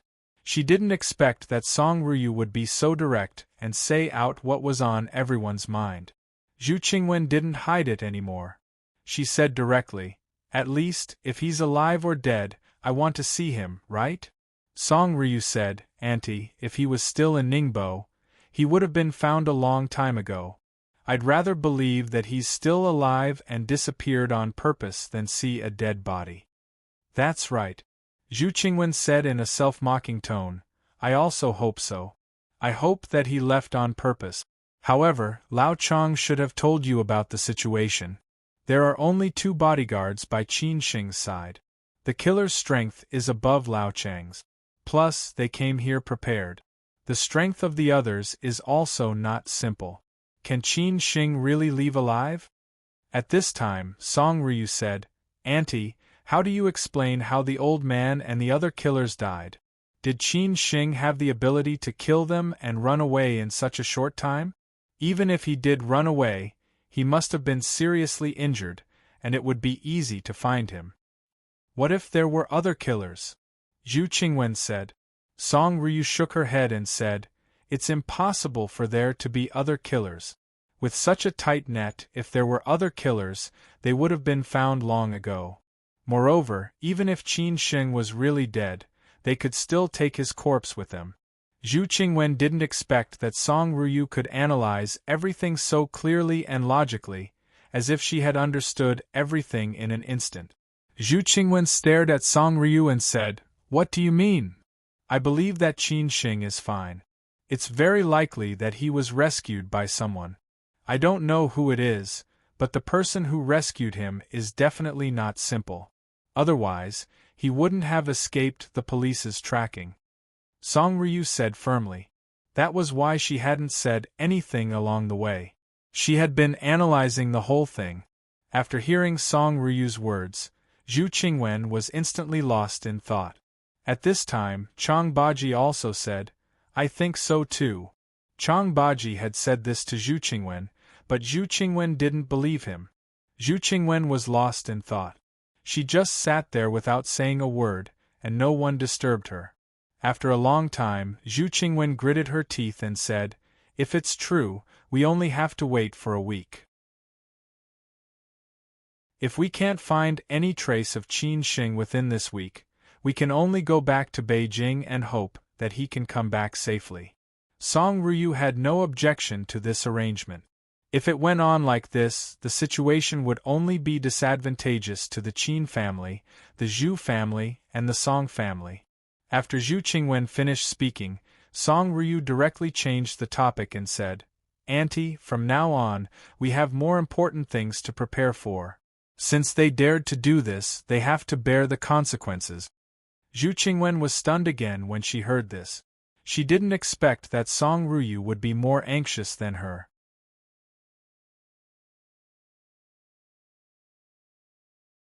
Chapter 1096.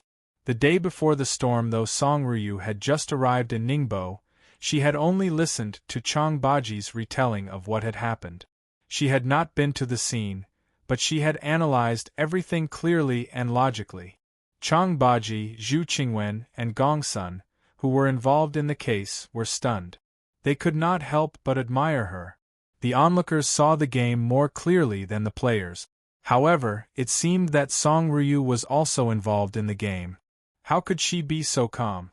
Zhu Qingwen could only think that Song Ryu was too strong-willed.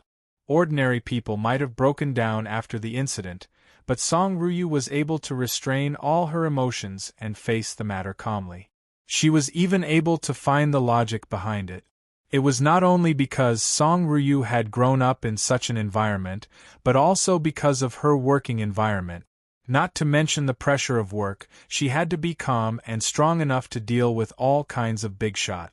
Changbaji also admired Song Ryu very much. He had analyzed the possibility, but did not dare to make a judgment at all. Maybe his identity was different from Song Ryu's, or maybe he had not figured out the logic behind it. However, Song Ryu was able to analyze it in such a short time. How could Changbaji not admire her?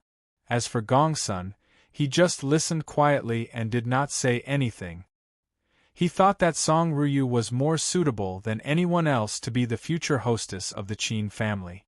She was like Qin Sheng's mother, who had a strong heart and confidence under her weak appearance.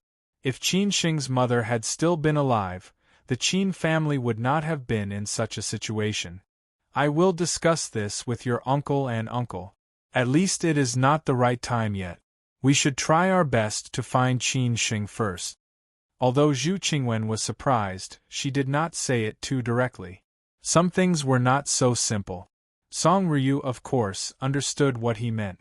She said in a low voice, "Small aunt, I understand." All the people present were smart, so they did not have to say it out loud. At this time, Gongsun said, "Girl, it is useless for me to stay here. I will go back to Beijing first." Why would Gongsun go back to Beijing? Putting aside the fact that the matters in Shenzhen and Dalian were not over yet, if they were to take action, the Qin family would definitely take action as well. At least in the business field, the Qin family was considered to be somewhat capable. Gongsun took the initiative to ask Song Ryu. Obviously, he had already regarded Song Ryu as the mistress of the Qin family. Zhao Anji didn't have so much energy, and Qin Ran was exhausted. Song Ryu stepped forward. With her identity and background, she would definitely become the pillar of the Qin family. However, what Gongsun was most worried about was that everyone had guessed wrong. If something really happened to Qin Sheng, what would Song Ryu do in the future?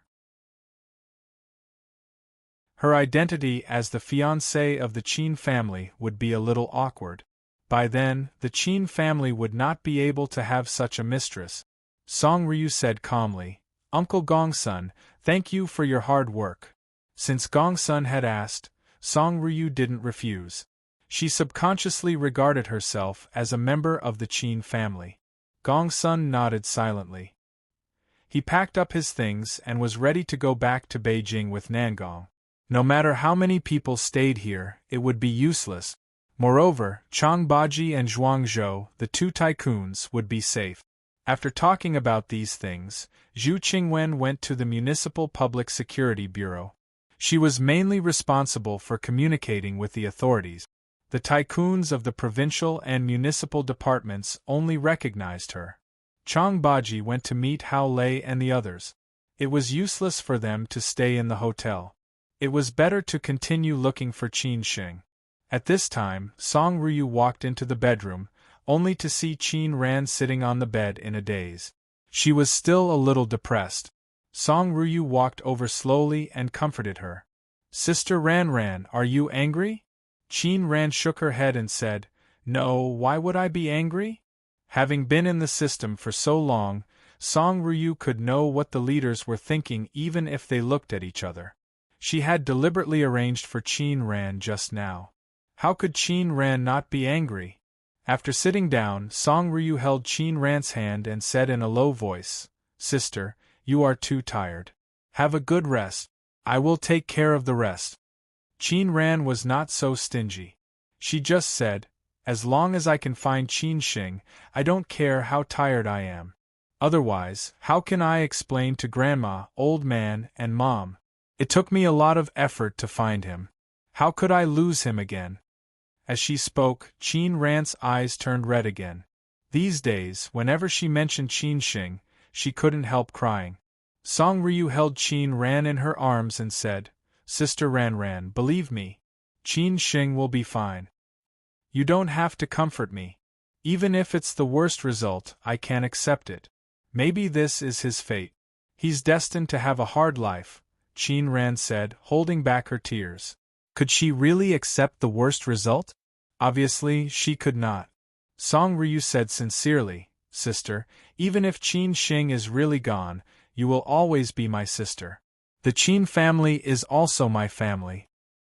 Hearing Song Ryu's words, Qin Ran was very moved, whether Song Ryu really thought so or just comforted her. However, if Qin Shing was gone, would Song Ryu stay single for the rest of her life? Obviously, she wouldn't. Even if Song Ryu thought so, would the Song family be willing? Neither would the Qin family. "I'm sorry that you've been wronged," Qin Ran said from the bottom of her heart. There were too many meanings in her words. Song Ryu didn't say anything.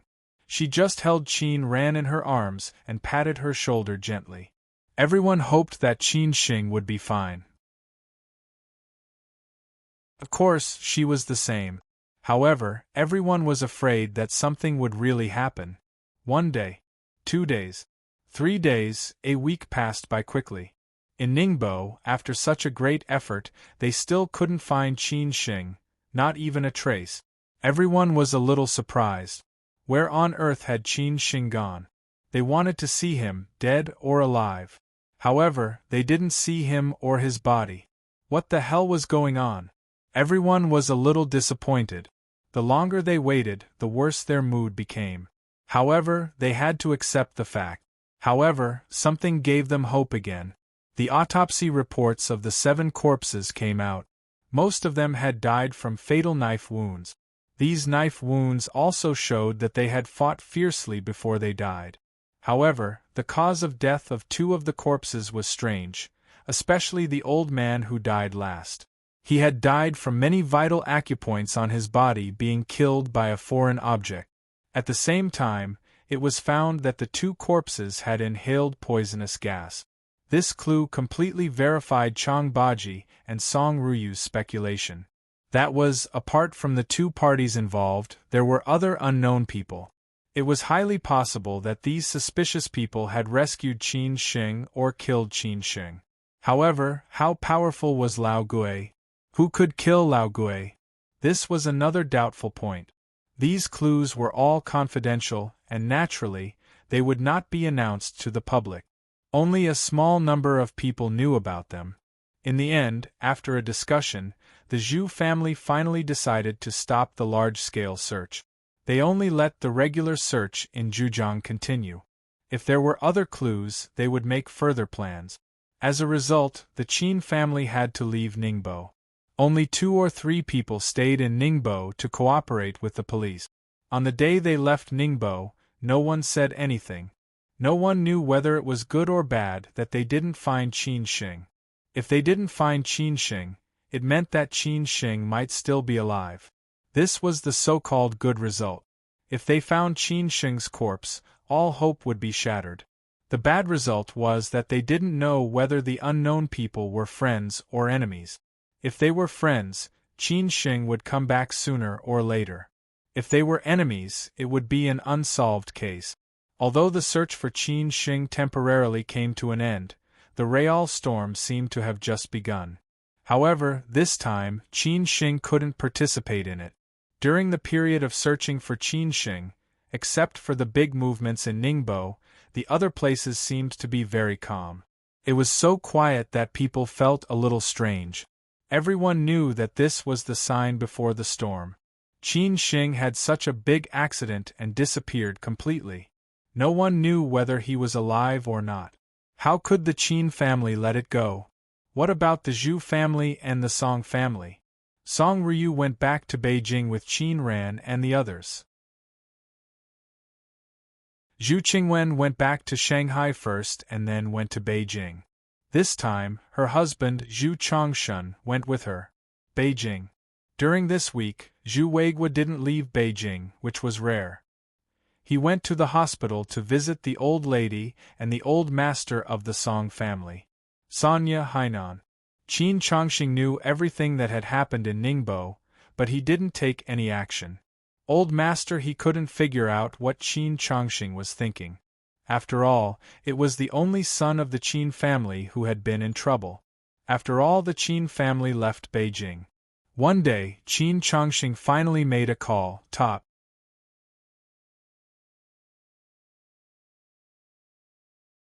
Chapter 1097.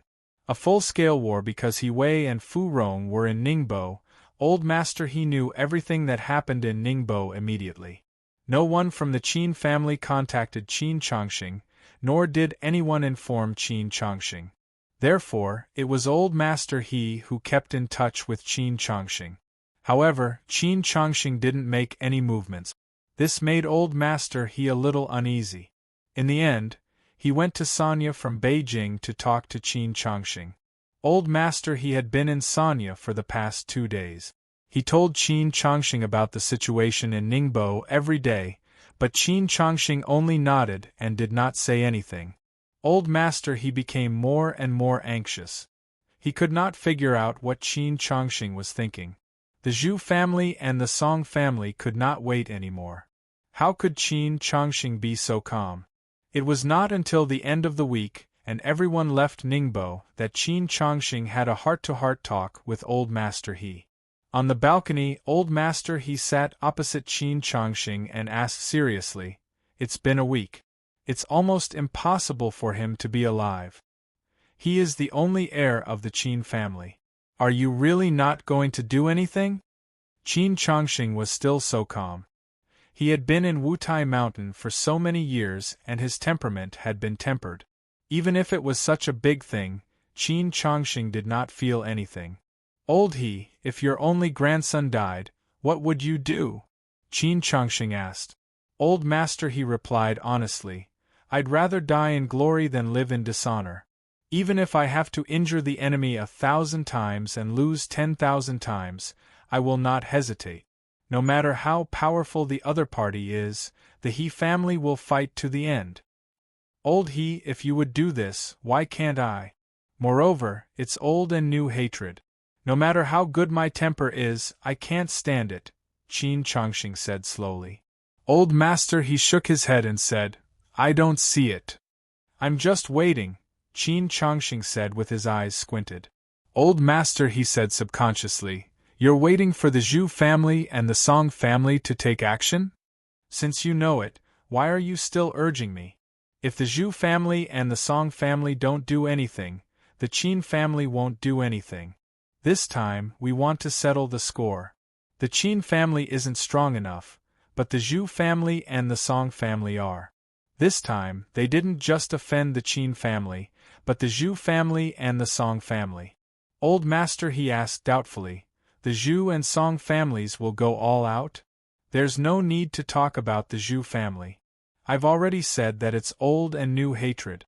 Do you really think that Zhu Weiguo has only cared about being an official all these years? The reason why Zhu Weiguo did not take any action until now was that he was waiting for an opportunity. Firstly, he was waiting for the other party to reveal a flaw. Secondly, he was waiting for Zhu Chongshun to further consolidate his strength.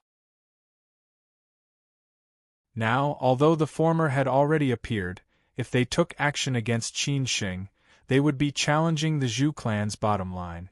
How could Zhu Weiguo tolerate that? Old master he thought about it and agreed. After all, Qin Xing was the nephew of the Zhu family. Old Lady Zhu was still alive. Zhu Weiguo could bear it, but old Lady Zhu could not bear it. What about the Song family? Old master he continued to ask. Qin Chongxing said slowly, "As long as the Zhu family takes action, the Song family will definitely not ignore it. As long as old master Song says something, as long as Song Ruyu really treats Qin Xing as her fiancé, it will be fine. The Song family cares about their reputation." Although old master he felt a little relieved after hearing this, he could not help but ask, "Do you mean that if the Song family and the Zhu family take action, you don't have to do anything?" At this time, Qin Chongqing suddenly stood up. He looked at the sea in the distance, which had begun to surge up and down, and said, "Qin Xing is my nephew and the only heir of the Qin family. They have done such a cruel thing to Qin Xing. As his uncle, how could I not care about it? Not only will I care about it, but I will also poke a hole in the sky and see how many demons and ghosts are behind it." When he said this, Qin Chongqing no longer had that extraordinary temperament. Instead, he was full of murderous aura. Old Master He's eyes were burning. After so many years, the Qin Chongqing of the past had finally appeared. This was the real Qin Chongqing. He had no choice but to say, "This time, the He family will go all out and advance and retreat together with the Qin family." Qin Chongqing did not say anything. This was what the He family should do. Besides, opportunity and danger coexisted. If the Qin family won, then the He family would go one step further, because this time the He family might be on the same boat as the Zhu family and the Song family. After old master He left, Qin Chongqing still stood on the balcony, looking at the sea and looking into the distance. No one knew what he was thinking. The sky gradually darkened, not because it was dark, but because the sky was covered by dark clouds. The wind began to blow violently, and the waves on the sea were even more turbulent. A storm was coming. Qin Chongqing said thoughtfully, "Is she really going to die like this? That's impossible. Your grandfather calculated for you. If she really died like this, the Qin family will have no heir. It can't be. She disappeared just like that. It's too strange. The only explanation is that she appeared." Qin Chongqing thought for a long time before saying this. In the entire Qin family, only he knew about the existence of that woman. "Except for her, I really can't think of anyone else. You are bound to have good fortune after surviving a great disaster. It's not so easy for you to die. But since this thing has happened, it's actually good for her to disappear. You just happened to avoid the sharp wind and waves. Just take it as a ruse. It's time for us old guys to settle the score. In the future, the Qin family will be the new Qin family. How you go is up to you." This time, Qin Chongqing made up his mind. After sorting out all the clues, Qin Chongqing got up and went back to his room to call the long-lost phone number. Although some friends had not seen or contacted for many years, they were still friends after all. The next morning, Qin Chongqing set off for Jing City. On the same day, Mr. Ding also returned to Jing City. The people of the Qin family met Qin Chongqing and Mr. Ding without knowing, which made them overjoyed. The news that Qin Chongqing and Mr. Ding returned to Jing City spread like wildfire. Everyone was shocked. Everyone knew why they came back. For Qin Xing, for the Qin family. That night, the Qin family held an internal meeting. Zhao Anji and Qin Ran both quit the company. Mr. Ding took full charge of all the affairs of the Qin family. Gong Sun and Zhuang Zhou took everyone to Dalian and Shenzhen respectively. At the same time, Qin Chongqing went to visit his only brother, Qin Chang'an. They did not exchange greetings and just talked about what had happened recently. Qin Chongqing did not hide anything and directly told Qin Chang'an about Qin Xing's accident. When hearing the news, Qin Chang'an did not speak for a long time. At that moment, Qin Chang'an became a lot older. At that moment, Qin Chang'an regretted bringing Qin Xing back to the Qin family. Maybe the old master's arrangement was the most correct. In the end, Qin Chongqing said that he was ready to take action. Qin Chang'an came to his senses and said, "Do whatever you want." He had lost his son. What was there to be afraid of? At this time, the news of Qin Xing's accident and disappearance had been known to everyone. No one could hide it anymore. The first person Qin Chongqing visited was the old master of the Song family. At that time, Song Ruyu was accompanying the old master in the hospital. When Song Ryu saw Qin Changxing, she greeted him politely, eldest uncle, which made Qin Changxing feel quite relieved. He sighed and said, Ryu, I'm sorry to have made you suffer. After entering the ward, Old Master Song asked everyone to leave and chatted with Qin Changxing for more than an hour.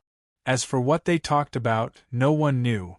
No one knew if Qin Changxing had told Old Master Song about Qin Shing's accident, let alone what Qin Changxing had said. Only Qin Changxing knew that he had reached a series of consensus with the Old Master. When Qin Changxing walked out of the ward, Song Ryu was still waiting outside. Qin Changxing walked slowly to her and said, You don't need to go to the State Administration Office. I have discussed it with Senior Song. I think the Central Administration Office is more suitable for you. As for your teacher, someone will inform him. You don't need to worry. Although it was just a few words, Song Ryu was somewhat at a loss. After visiting Old Master Song, Qin Changxing did not rashly disturb Old Lady Zhu. He also knew that even if Old Lady Zhu knew that he was back, she might not want to see him. Moreover, the Zhu family would definitely hide Qin Shing's accident from Old Lady Zhu. Everyone could know about it except for Old Lady Zhu. Unless the Zhu family could not hide it anymore, Qin Changxing would definitely show up at that time. However, Qin Changxing had to meet other members of the Zhu family even if he did not meet Old Lady Zhu. That was because the Zhu family was the real main force in this protracted struggle. That night, the two sides met at the Zhu family's small building. Zhu Weiguo, Zhu Changshun, and Zhu Qingwen were all there. Qin Changxing once again used his methods to convince the Zhu family to agree to his next series of plans. In return, he also agreed to one of the Zhu family's requests, which was that he would do his best in a certain matter for the Zhu family. Qin Changxing did not refuse, because as long as the Zhu family went further, the Qin family would go further. Within this week, rumors were everywhere in Siju City. The outside world did not know what would happen next. However, they were also looking forward to it. After all, it was always good to be an onlooker. As onlookers, they all thought that Sixth Uncle and his group were the murderers behind the scenes. However, those who were involved knew that the real boss was Elder Long and the series of forces behind him. What were Sixth Uncle and his group busy with during this period? After Gongsun Zhuangzhou of the Qin family returned to Shenzhen and Dalian, Sixth Uncle and the others left without hesitation. They completely abandoned He Yong and Song Shixin, because they became the victims of Sixth Uncle and the others' goodwill to the Qin family. Therefore, it only took Qin Changzhou a week to solve the problems in Shenzhen and Dalian. He Yong and Song Shixin almost left their families with nothing, because no one could protect them, unless they wanted to spend the rest of their lives in prison. The Qin family did not kill them all because they had other things to do. More and more things happened, and more storms were brewing. First of all, the Chang and family was taken over. Previously, the Kberk only suspended the management rights of the Chang and family. At the same time, the Kberk investigated the capital transactions of the shareholders behind the Chang and family and a series of related insider trading. The former directors and senior executives of the Chang and family were all taken away for investigation. Sixth Uncle, Su family, Ziyuan, and other family members, including Sixth Uncle, were already trembling. Secondly, Mr. Ding used his power in the business world to start a full-scale attack on the capital of Elder Long. After the accident in Chang and family, Elder Long's capital was already in trouble. At this time, it was the best time to take action. Only Mr. Ding had such great power, courage, and strength. Finally, after the Zhu and Song families took action one after another, the two ministerial-level bosses behind Elder Long were suddenly investigated. At this point, the Qin family, the Zhu family, and the Song family officially declared a full-scale war against Elder Long Top.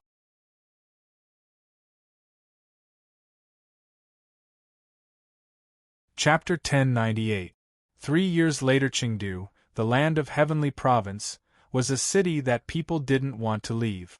As the saying goes, young people don't enter Sichuan, and old people don't leave Sichuan.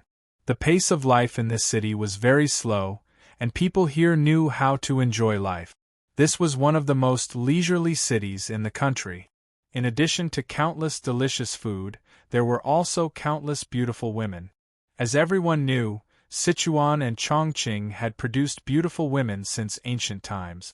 Looking at the streets, there were all kinds of beautiful women, enough to dazzle the eyes and make the heart of a foreign man burst with joy. For men, this was a city that they didn't want to leave. Who would be willing to leave? Every city had its own flavor, and Chengdu gave people the feeling of a young girl who had her first awakening of love. It was fresh, refined, and intelligent. It didn't have the enthusiasm of coastal cities, nor did it have the vicissitudes of old cities, nor did it have the vulgarity and boredom of some cities. It was a city that bloomed with vitality and vitality. Most importantly, in recent years, this city had developed very rapidly. Whether it was the scale of the city or the process of modernization, it had become the big brother of the central and western regions.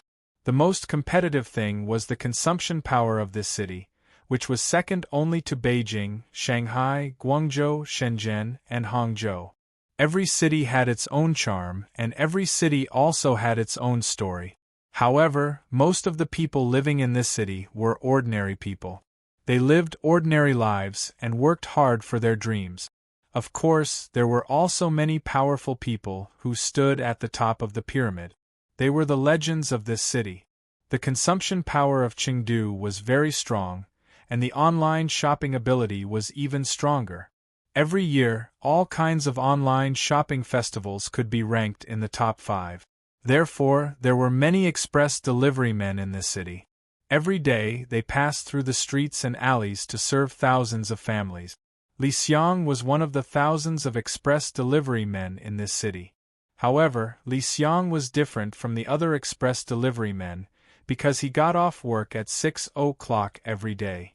Every week, he had 2 weekends off.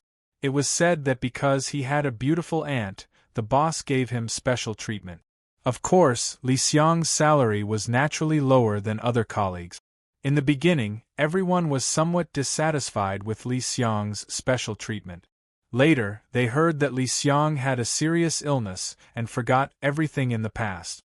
He even had some mental problems. Only after he recovered did he start to work again. Everyone didn't say much about it. Think about it, a man in his 30s who has no car, no house, no marriage, and no job. How miserable would that be? Who wouldn't be pitiful? Moreover, in the express delivery industry, the more you do, the more you get. Everyone relies on their own abilities to earn money. Li Xiang is only here to train his living skills. Why bother with him? After 2 months, Li Xiang had already gained a firm foothold here, and his relationship with everyone was very good. Because he usually had a good character and was very kind to others, so everyone was very fond of this 32-year-old young man. It was said that the lady boss had recently introduced a girlfriend to him. Li Xiang, you've been getting off work on time recently. Are you dating someone? The boss of the express delivery station, Huang Su, said half-jokingly. He had been working here for several years and was the right-hand man of the express delivery station's boss. He had recently bought a house in Chengdu, and his wife and children finally had a place to stay. Although Li Xiang was not very handsome, he had a kind of thought-provoking vicissitudes of life. The more people looked at him, the more they felt that he was very interesting. In addition, he was usually dressed in simple and clean clothes. The few female colleagues at the express station loved to make fun of him, which made others somewhat envious. Li Xiang smiled mischievously and did not say anything. He just rode his beloved motorcycle home from work. His aunt was still waiting for him to eat. Li Xiang's workplace was very close to the place where he lived. He usually delivered packages in this area. This was specially arranged by the boss. He was also afraid that Li Xiang would not be familiar with the surrounding environment. However, after 2 months, Li Xiang had already run around this area. Although he had forgotten those things from the past, he was very smart. Especially his memory was very good. Many people he had only met once. He could remember the phone number and appearance. In addition, he had good looks, temperament, and also knew how to conduct himself. Therefore, all the neighbors in this neighborhood liked him very much. However, what made everyone curious was Li Xiang's beautiful aunt. She opened a small bookstore in the neighborhood next door.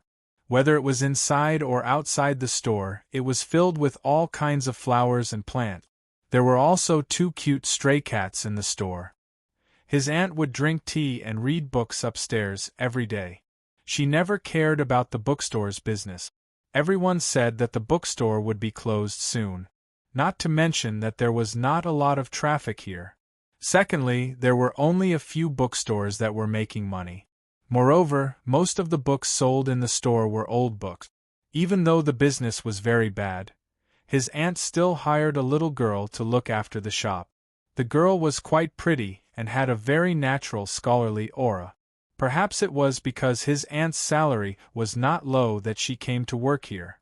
Otherwise, how many young girls would be able to persevere in such a boring job? Not long after, Li Xiang rode his electric bike back to the bookstore. The girl who was taking care of the flowers and plants at the door smiled and said, "Brother Li Xiang, you are off work." June in Chengdu was very sultry. The girl with a ponytail wore a floral long dress and small white shoes. She looked very young and pure. Li Xiang parked the bike and casually asked, "Ah Ning, how was business today?" Speaking of business, the girl named Ah Ning pouted and said, "Not good. Except for selling 2 pots of flowers, I didn't sell any books." What Ah Ning was most worried about was that she would only stay here for a few days before the bookstore closed. Who could persist in such a bleak business? If her aunt was not her benefactor, Ah Ning would not have found such a job with no future. Of course, her aunt gave her a high salary. Sometimes she felt that her aunt was helping her because of her family's affairs. Every time she thought of this, Ah Ning felt that she should work hard so that she could be worthy of her aunt. "It's okay. We have just opened for a month. Business will be better." Li Xiang comforted Ah Ning. He knew that Ah Ning had been worried about the bookstore. Who asked his aunt to not care about anything? Ah Ning did not think too much about it. Maybe it would be better after a period of time. She put down the kettle in her hand and said, "Well, it will be better. Hurry up and go upstairs to eat, or Aunt will scold us again later." Li Xiang patted Ah Ning on the shoulder and said. He had already regarded this kind and innocent little girl as his younger sister. After all, he had no other relatives except his aunt. Li Xiang kept asking his aunt about his previous life. He could only remember the things in the past 2 or 3 years. His aunt had been living with him in a small town on the border of Sichuan and Tibet. His health had always been very poor. He insisted on taking medicine every day. He always felt that he was a burden to his aunt, but his aunt never said anything. Until 2 months ago, his aunt said that his body had completely recovered. Maybe he could still remember the things of the past. Then they moved from there to Chengdu to start a new life. Li Xiang liked living here very much. He could see all kinds of people every day and hear all kinds of interesting stories. Unlike when he lived in a small mountain town on the border of Sichuan and Tibet, his aunt almost never let him go out, so he had no friends. Except for playing the guitar, listening to songs, watching movies and reading books every day, it seemed that there was nothing else to do. Therefore, this kind of life was very lonely, so he liked the life in Chengdu now. When they went upstairs, Auntie had already laid out the dishes. They were all dishes that Li Xiang and Ah Ning liked to eat. Ah Ning liked this kind of small family more and more. Auntie was like her mother, and Li Xiang was like her brother. Compared to the impersonal family, she liked the life here more. On the second floor of the bookstore there was a tea room, a lounge, and a kitchen. Every day, his aunt cooked by herself. Li Xiang would occasionally cook on the weekend, but his cooking skills were still a little worse than his aunt's. Neither Li Xiang nor Ah Ning knew what his aunt's name was. It seemed that they had never cared about this problem. Ah Ning had always followed Li Xiang to call her aunt, and his aunt had never taken the initiative to talk about it. "Aunt, I'm back," Li Xiang shouted after going upstairs. Not far away, a woman dressed very simply but very elegant smiled and nodded. She said, "Then hurry up and eat, the food is going to be cold." She was Li Xiang's aunt, the woman who the boss of the express station could not forget, the woman who made the neighbors in the neighborhood click their tongues in wonder, and the woman who attracted a lot of playboys. Unfortunately, no one knew who this woman was. While eating, his aunt suddenly asked calmly, "Li Xiang, are you going to be a resident singer in a while?" "Yes, it starts at 8 o'clock," Li Xiang replied without raising his head. But after he said this, he suddenly realized that he had not told his aunt that he was going to be a resident singer. If his aunt knew this, wouldn't she scold him to death? Li Xiang raised his head weakly and said, "Aunt, you know all about it? Go, it's not a bad thing to meet more people, but remember not to drink, your body has not completely recovered." Unexpectedly, his aunt did not reprimand or stop him, but said so. Li Xiang was stunned for a few seconds, more or less surprised. This was different from what he had expected, but he still said happily, "Thank you, aunt." "Brother Li Xiang, where are you going to be a resident singer, Jiyan Bridge or somewhere else? If I have time, I also want to see you sing."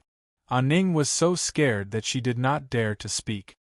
Hearing that his aunt let her go, she raised her head and squinted her eyes.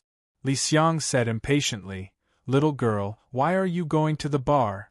Stay in the bookstore." Ah Ning pouted, she was not very happy.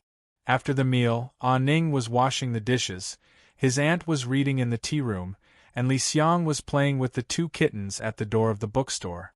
One was called Gigi, the other was called Yiya. The names were given by Li Xiang.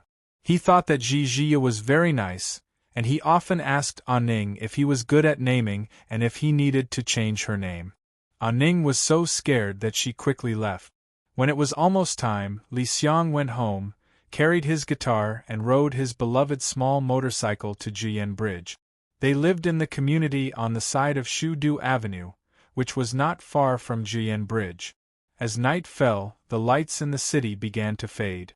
For Chengdu, the most famous city for its nightlife, the real life had just begun. Li Xiang had experienced the scene of waiting in line at 2 o'clock in the morning at a hot pot restaurant, which showed how much people in Chengdu liked to enjoy life. Carrying a guitar and riding a small motorcycle, the breeze was blowing, it was very comfortable. Li Xiang liked this kind of life very much. It was carefree, comfortable and fulfilling, much happier than the life in a small town. In the vast sea of people, in a big city with tens of millions of people, Li Xiang was just an inconspicuous nobody. No one would care about what kind of story this ordinary nobody had. Just like Lu Yao said, people would rather care about the daily life of a lousy actor than to understand the magnificent inner world of an ordinary person. However, who would have known that 3 years ago, because of this small person, there was a storm that involved countless people, and this storm has not ended until today. Top.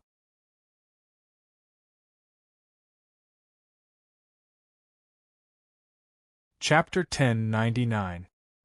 He must be alive. Chengdu was more bustling at night than during the day. Especially in the summer, whether it was the pedestrian street of Chuanxi Road, the bar street of Jiyan Bridge, the most famous nightclubs in Chengdu, or the famous hot pot restaurants and fly shops, all of them were crowded with people and it was very lively. Li Xiang was riding his beloved motorcycle through the streets and alleys. He was more and more fond of this colorful city, and he liked the present substantial enjoyment even more. Every day he could meet all kinds of people and hear all kinds of interesting stories.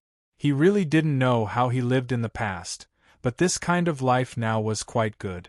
Not long after, Li Xiang arrived at the bar street of Jiyan Bridge. He casually parked his motorcycle on the side of the road. There were many cars parked here, so he wasn't afraid of losing it. Moreover, there were so many people and there were also surveillance cameras. Which thief would be so daring? Carrying his guitar, he walked into the bar street. This street was so lively no matter whether it was spring, summer, autumn, winter, wind, or rain. Especially during holidays, it was even more crowded. It was the same on summer nights.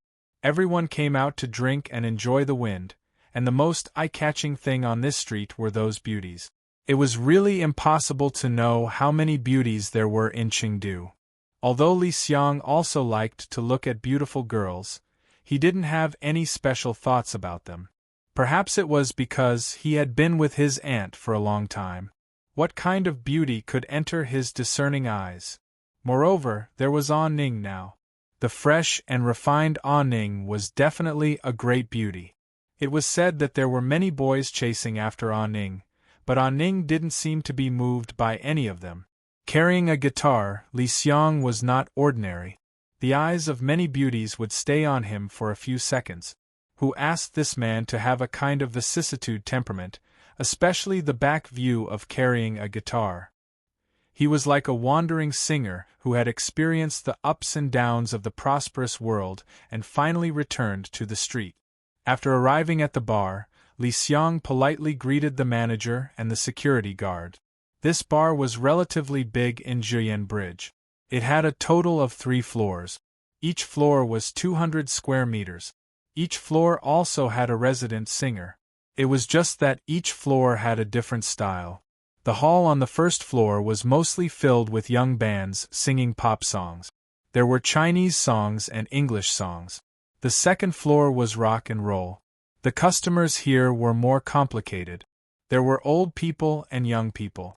The drinks here were also the best-selling. The third floor was the more common folk song bar in Jiyan Bridge. Compared to other bars in Jiyan Bridge, there were fewer customers on the third floor. Perhaps the location was not very good. After all, it was on the remote third floor. Or perhaps people didn't know. After all, many people came to the first floor and saw that it was full. Not to mention how comfortable it was to sit in a bar facing the street. But recently, because of Li Xiang's arrival, there were more customers on the third floor than before. Many of them were returning customers, and they would even take the initiative to greet Li Xiang. The boss couldn't help but be happy with the decision he made. The reason why Li Xiang could come here to sing was that the boss of the express delivery station recommended him. He happened to hear him play the guitar and sing quite well, so he said that Li Xiang was quite suitable for singing. After all, singing here was more profitable than the express delivery. He only needed to sing for half an hour and he could get 300 yuan. How could Li Xiang not be interested? Of course, he also wanted to make more money, which could relieve his aunt's pressure. The bookstore's business was not good. Maybe one day it would be closed. They couldn't go wandering on the street. He could make 300 yuan by singing for half an hour. How could Li Xiang not be interested? The bookstore's business was not good.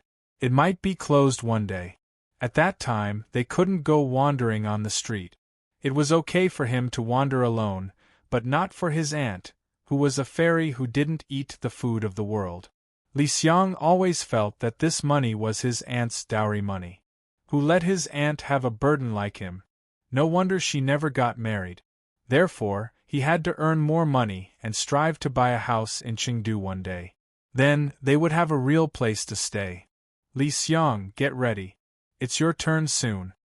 As soon as Li Xiang went to the third floor, the manager in charge of the third floor pulled him and said. Li Xiang said with a smile, "Everything is ready." No matter if it was folk or rock, he could sing a lot of songs. Every night, he just needed to choose a few songs. Anyway, the third floor was not like the first floor or the second floor. He still needed a band to cooperate with him. But Li Xiang hoped to go to the second floor one day. It was good to shout and shout to his heart's content. Li Xiang also thought that when he was familiar with the bookstore, he could go to a few more bars. For example, if he went to 3 bars every night, he could earn 8 or 900 yuan. Plus, he could work at the courier station during the day.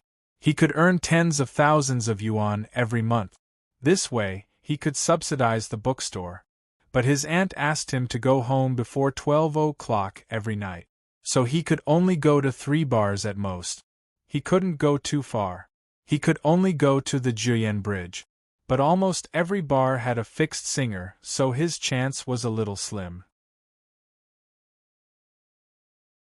When Li Xiang was playing with the guitar, the greasy manager ran over again and whispered in his ear, "Li Xiang, that beauty is here again. I think she has a crush on you." Li Xiang subconsciously looked at the seat next to the window. Sure enough, the girl came again. They just had a little interlude. Why did this girl keep pestering him? It seems like apart from her, there were 2 other close friends today. Li Xiang subconsciously looked at the seat next to the window. Li Xiang just took a glance and came back to his senses. He adjusted the guitar and went on stage. After a simple warm-up, he began to play the guitar. There was not much nonsense or interaction. Li Xiang's voice was a little hoarse. His eyes looked a little vicissitude. So it was especially suitable to sing folk songs. No wonder there were so many returning customers. The first song was "This Life is About You." In the distance, the lights are shining. You are alone on the road with your head down. The bigger the city, the more flustered it is. The more longing it is. The bigger the city, the more flustered it is. The more longing it is. Time makes us weak and strong. Let me sing to you gently again. I want to accompany you more. I want to tell you the scenery of the first half of my life. In every silent night, I will think about the love and hate about you. At the beginning of the song, Li Xiang squinted his eyes and looked very calm. He did not know what he had experienced in the first half of his life. Anyway, he could not remember it. Even if he knew, he did not know who to tell the scenery of the first half of his life to. However, as he sang, countless images suddenly flashed in his mind. These images were clear and blurry. They were things that Li Xiang had never experienced before. He wanted to hold on to them, but he could not. He could only see many figures flashing by. His eyes became more and more painful, as if he had recalled many sad memories. Inexplicably, he felt a little heartache. It was so painful that he could not breathe. Li Xiang insisted on singing until the end of the song. Then he put down the guitar and walked down. The supervisor, Brother Chow, ran over and said, "Li Xiang, what's wrong with you?" Li Xiang said in pain, "Brother Chow, I might not be able to sing tonight. I'm not feeling well." "Li Xiang, what do you mean by that? None of the resident singers here dares to quit," Brother Chow said impatiently. It would take another hour for the next resident singer to arrive. If Li Xiang couldn't even hold on for half an hour, wouldn't all the guests have left? Li Xiang knew that it was his fault. It was not appropriate for him to quit. Moreover, the job here was really good. He could not just quit. He could only say, "Brother Chow, let me rest for a few minutes." Brother Chow had no choice. If it was not a job, he would not be so strict. He could only give in and said, "Okay, take a rest first. Anyway, half an hour is not less."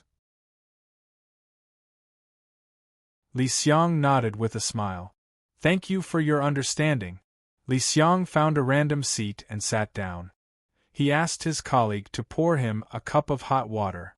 After he sat down, his eyes were a little blurred. He tried hard to remember who those shadows were. It seemed that he did not know any of them. Could it be that they were his old friends? Because he had forgotten about the past. Should he ask his aunt later? But he did not think that she would tell him. He had asked his aunt several times, but she did not say anything. Just when Li Xiang was in a daze, an uninvited guest suddenly came to him. After she sat down, she said softly, "What's wrong?" Li Xiang looked away and found that it was the beautiful girl who had been here for 3 days. The girl was dressed very beautifully tonight. She was wearing a black dress. Judging from her dressing, she did not seem to be from an ordinary family. After all, he had seen the girl driving a Ferrari that was worth millions of yuan. "What's wrong?" Li Xiang said coldly. The beautiful girl pouted and said, "Nothing. I just want to ask if you have anything to do. You seem a little uncomfortable." "I'm fine," Li Xiang replied straightforwardly. It seemed that he was not interested in such a beautiful girl at all. If other people in the bar knew about this, they would only feel that it was a waste. The beautiful girl did not expect that Li Xiang would be so stubborn. She frowned and said, "Can I buy you a drink? My aunt doesn't allow me to drink." Li Xiang refused directly. The beautiful girl did not expect that she would be rejected again. She had never been rejected by a man for so many years. But this was the second time in front of the man in front of her. She felt a little wronged and replied, "I don't mean anything else. I just want to thank you for saving me that day." "I see," Li Xiang said lightly. Then he said, "If there's nothing else, I'm going to continue singing." After that, Li Xiang stood up and went on the stage to continue singing. In fact, nothing happened that day. When he was about to go back, he met this beautiful girl in the alley behind. She seemed to be in a bad mood after drinking too much. At that time, when she was waiting for the designated driver, she was hit by 3 or 4 drunk men. Li Xiang did not want to make trouble, but he could not ignore such a thing. He had to be a busybody. Originally, he just wanted to scare the 3 drunk men away. Who knew that they would fight after drinking too much? Li Xiang had no choice but to deal with them. Although his aunt never allowed him to fight, he did not know why he was so good at martial arts. Anyway, after solving the girl's problem, the girl's designated driver came. Li Xiang directly left with his guitar. When he turned back, he saw that she was leaving in a Ferrari. Who knew that the next day the girl directly found the bar where he sang? Li Xiang did not know how she found it, but he thought that there must be a way. Then she listened to songs here for 3 days in a row. This made Li Xiang a little troubled, but he did not know what to do. The girl took the initiative to say hello to him several times, but Li Xiang politely rejected her by saying that he wanted to sing or go home. It was the same tonight. Li Xiang had almost recovered. He was not in so much pain, so he began to sing again. The girl had to go back to her seat. One of her best friends, who was dressed very sexy and charming, said, "Cece, no way. You were rejected again? If this is known by everyone, it will definitely be explosive news." Another best friend, who was wearing spaghetti straps and hot pants, said disdainfully, "What's there to be proud of? You're just a stinky loser. What's there to be proud of? You really think you're somebody?" The girl called Cece did not say anything. She just sat there quietly and drank. When Li Xiang was almost done singing, she left with her best friend. But she would definitely come again tomorrow. She did not believe that he would ignore her all the time. Humph. After Li Xiang finished singing for half an hour, he directly went home with his guitar. In the past, he would be busy in the bar or go out for a stroll before going home. But tonight, he had no interest at all. On the way home on the small electric scooter, those figures still appeared in Li Xiang's mind. He seemed to have caught one of them. It was a very beautiful woman, more beautiful than many beautiful women he had seen. It seemed that she was not much worse than his aunt. But who was she? Li Xiang did not know. Los Angeles, Beverly Hills. Somewhere in a very expensive mansion, a rather stunning young woman was holding a little girl and flipping through photos. The little girl was very beautiful and lovely. Her big watery eyes could not help but make people feel pity for her. She pointed to a man with a bright smile in the photo and pouted, "Mom, when will Dad come back to see me?" The young woman said softly, "Yuan Yuan, be good. Dad will be back soon. Dad loves Yuan Yuan the most." "Yuan Yuan loves Dad too," the little girl said obediently. Although she did not know that she had never seen her father, every time she saw these photos, She felt that her father had always been by her side. So she liked looking at her father's photos very much. The young woman was very pleased and said, Yuan, Mom will take you back to China next month. Do you miss Grandpa and Grandma? Okay. Yuan happily danced and said. At this time, the young woman closed the photo album. Her eyes drifted along the window to the distance. 3 years had passed. Was he really still alive? He must be alive. He must be alive. She firmly believed. Top point.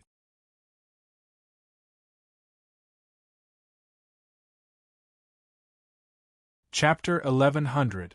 A message. This elegant young woman was Lin Su, who had been in the United States for more than 3 years. She had never thought that so many things would happen after she went to the United States, so much so that she almost had the intention to commit suicide for a period of time. It could be seen how much those things had affected her, because she had lost the 2 people she loved the most in the world. One was her grandmother, who had loved her dearly since she was a child. She did not expect that her grandmother would pass away soon after she went to the United States. It turned out that she could not contact her grandmother because she had passed away, and everyone was hiding it from her. When she learned that her grandmother had passed away, it was already more than a month later. This news was like a bolt from the blue, and she could not accept it at all.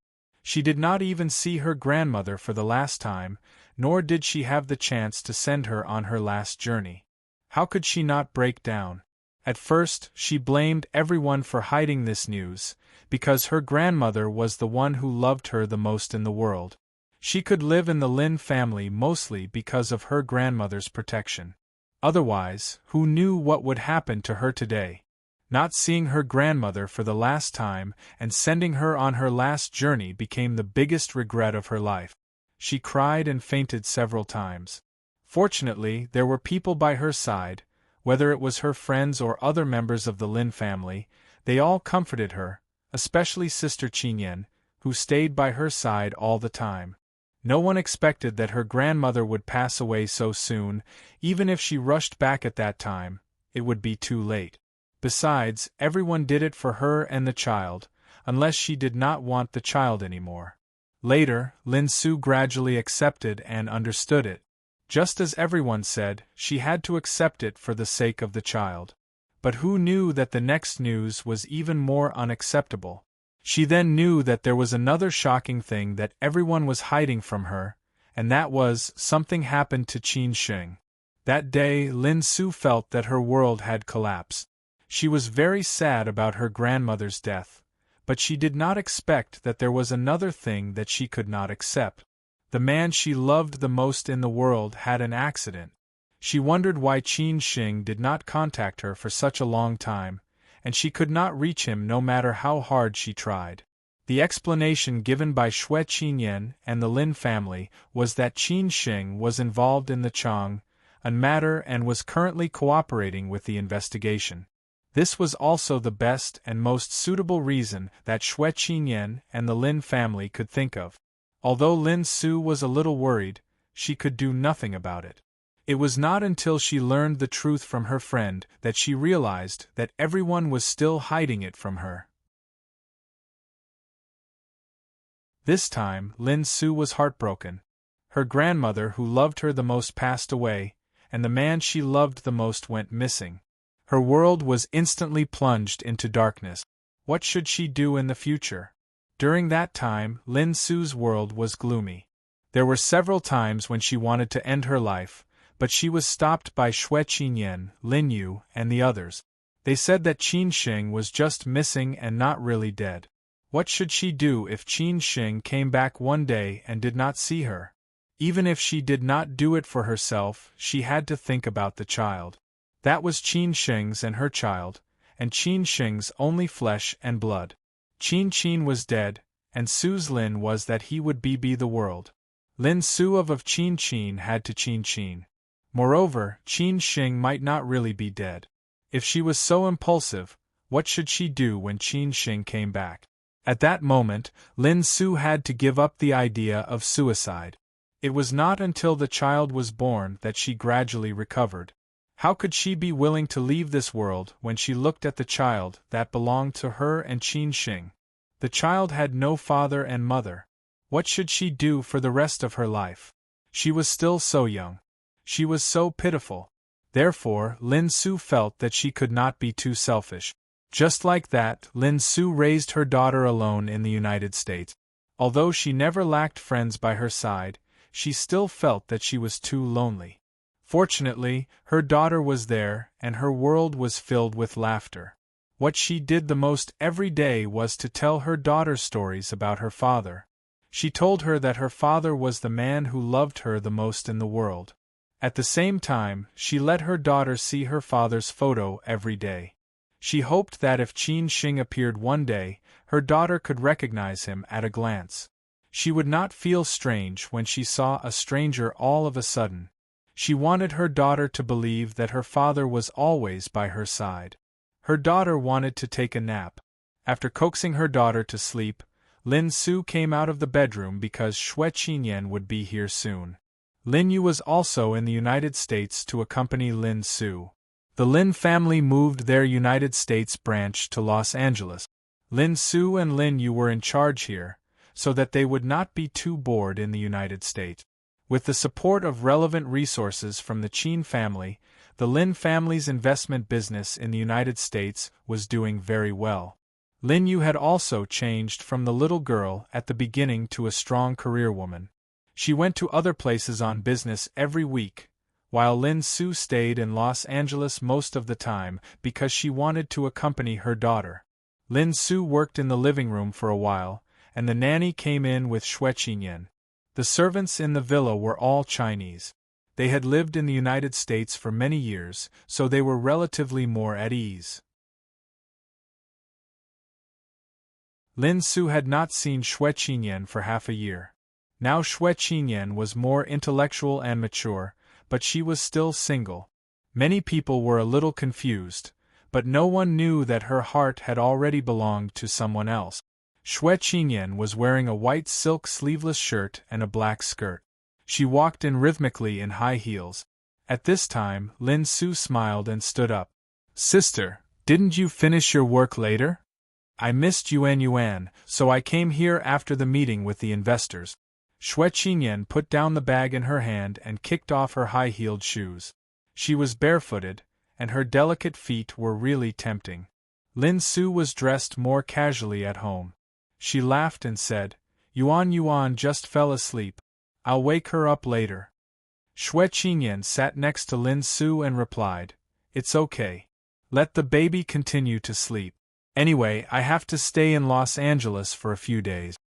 The two beautiful women had not seen each other for half a year. Naturally, they had a lot to talk about. They held hands and talked about family affairs. In the end, Lin Su could not help but ask, "Sister, is there any news about him?" Xue Qinyan was silent for a moment and said slowly, "This is also what I wanted to talk to you about.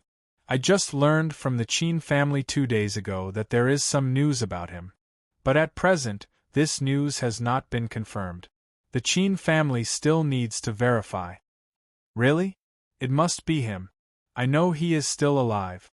Lin Su was excited when she heard the news. Xue Qinyan did not want Lin Su to expect too much. She said lightly, "If it is him, why hasn't he contacted us for 3 years? Does he know how many people have been suffering in these 3 years? Maybe he has his own difficulties." Lin Su could only comfort herself. Xue Qinyan had to say, maybe. Late at night in Chengdu, Li Xiang had already returned to the community on a small electric scooter. If he were in Los Angeles at this moment, he would definitely be able to recognize the two women, because they were the memory fragments that floated through his mind. If he saw the thick stack of photos, he would definitely be shocked and ask, "Isn't this me?" After entering the door, Li Xiang put down the guitar and said, "Aunt, I'm back." The calm woman walked out of the master bedroom and said, "You didn't drink, did you?" No, Aunt said I can't drink it, how could I dare?" Li Xiang laughed mischievously. The woman nodded silently and said, "That's good." Then she said, "Li Xiang, tomorrow I will go far away. It may be a few days before I come back. When you are free, help Ning to look after the store. Aunt, where are you going? Li Xiang said in surprise. Although his aunt often disappears, but ever since they came to Chengdu, his aunt has never left. The woman shook her head and said, "Don't ask about other things." After saying these words, the woman directly went back to the room to rest. Li Xiang muttered a few words and also washed up and went to bed. This night, Li Xiang had a very long dream. In the dream, many people appeared. They were all shouting a name that he had never heard before. However, Li Xiang did not know them at all. This made Li Xiang have a splitting headache when he woke up in the morning. But when he woke up, Aunt had already left. Only the breakfast prepared by Aunt was left on the table. Li Xiang hurriedly ate breakfast and went to the express delivery station to work. When he just arrived at the express delivery station, he saw a group of colleagues gathered at the door, discussing something.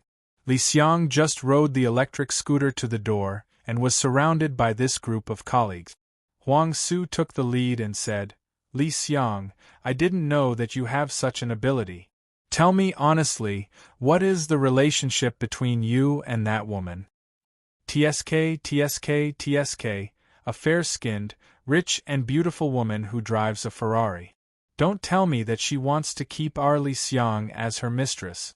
At this time, someone said, "If I had such a girlfriend, I would be willing to die 10,000 times. She has a beautiful face, a good figure, and most importantly, she is rich. How many years can I save?" Li Xiang was a little confused at first, but the more he listened, the clearer it became. When he walked through the door, he saw a familiar Ferrari parked in the yard. A pure girl wearing a white tight short-sleeved shirt and white jeans was standing in the yard, waiting anxiously for something. When Li Xiang saw her, he had a headache. How did she come here? This beauty was not someone else. She was the beauty named Cici who had been waiting for Li Xiang in the bar for several days. At this time, Cici also saw Li Xiang. She showed a bright smile and waved to Li Xiang. At the same time, she walked over quickly. At this moment, Li Xiang was thinking, how could he send her away? Beijing, Dongqing district. In an alley very close to the Qin family's Sihiyuan, there was a Sihiyuan tea house. Although the tea was ordinary and not particularly expensive, the tea and snacks were the most authentic in old Beijing. After Qin Chongqing returned to Beijing, he often came here. Now, he was already an old man in his 70s. He wore a hat, put his hands behind his back, and hunched his body. No matter where he went, he looked like an ordinary old man. Today, Qin Chongqing came to the tea house early. After greeting the boss, he went in to wait for someone. After about half an hour, the junior arrived. Qin Chongqing was very familiar with her. Since he returned to Beijing, this girl would come to see him every other day. But recently, she might be too busy, so she did not come to see him. Now, Qin Chongqing took the initiative to ask her out. After the woman with a somewhat cold temperament sat down, she asked bluntly, "Uncle, why are you in such a hurry?" Qin Chongqing did not talk nonsense. He picked up the teacup and said, "I have news." When she heard this, the woman was stunned for a few seconds. Unexpectedly, she could not help but tremble with excitement.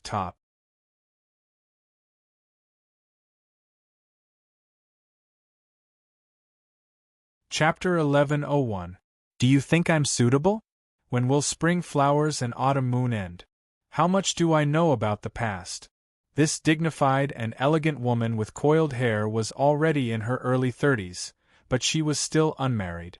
There were too many rumors about her in the outside world.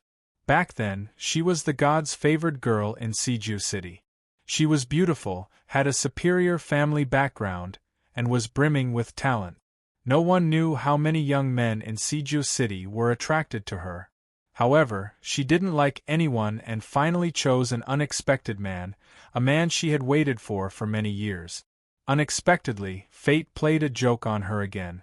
The happiness brought by the short reunion was followed by endless waiting. Until now, she was still waiting for that man. Although they were only engaged, when others asked about her, she would always say that she was married. Every time this happened, people would always sigh. Also, people always asked her if it was worth it. She said that this was her life. She didn't believe that God would be so harsh to her. Of course, the reason why she could keep waiting was that the eldest uncle opposite her had promised her that he was definitely not dead and must still be alive. Therefore, she kept waiting. Unconsciously, she had waited for 3 years. Even the eldest uncle opposite her didn't believe that he was still alive. However, she still kept waiting. Since the day of the engagement, she had been his woman. She would never choose another man in this life. The eldest uncle's simple words made the woman's heart, which had been calm for 3 years, fluctuate again. She hadn't been so excited for a long time. Her body couldn't help but tremble slightly. She forced herself to calm down and didn't want anyone to notice her emotional fluctuations, because the eldest uncle's words were very clear. The news meant that he was still alive. She hadn't waited for 3 years in vain.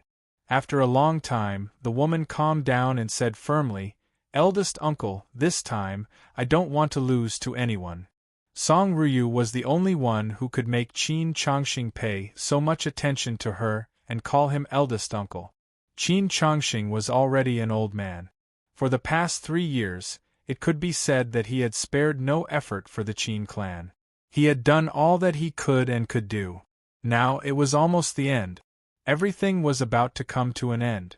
It was time to put the lid on the coffin. This battle that had lasted for 3 years should also end.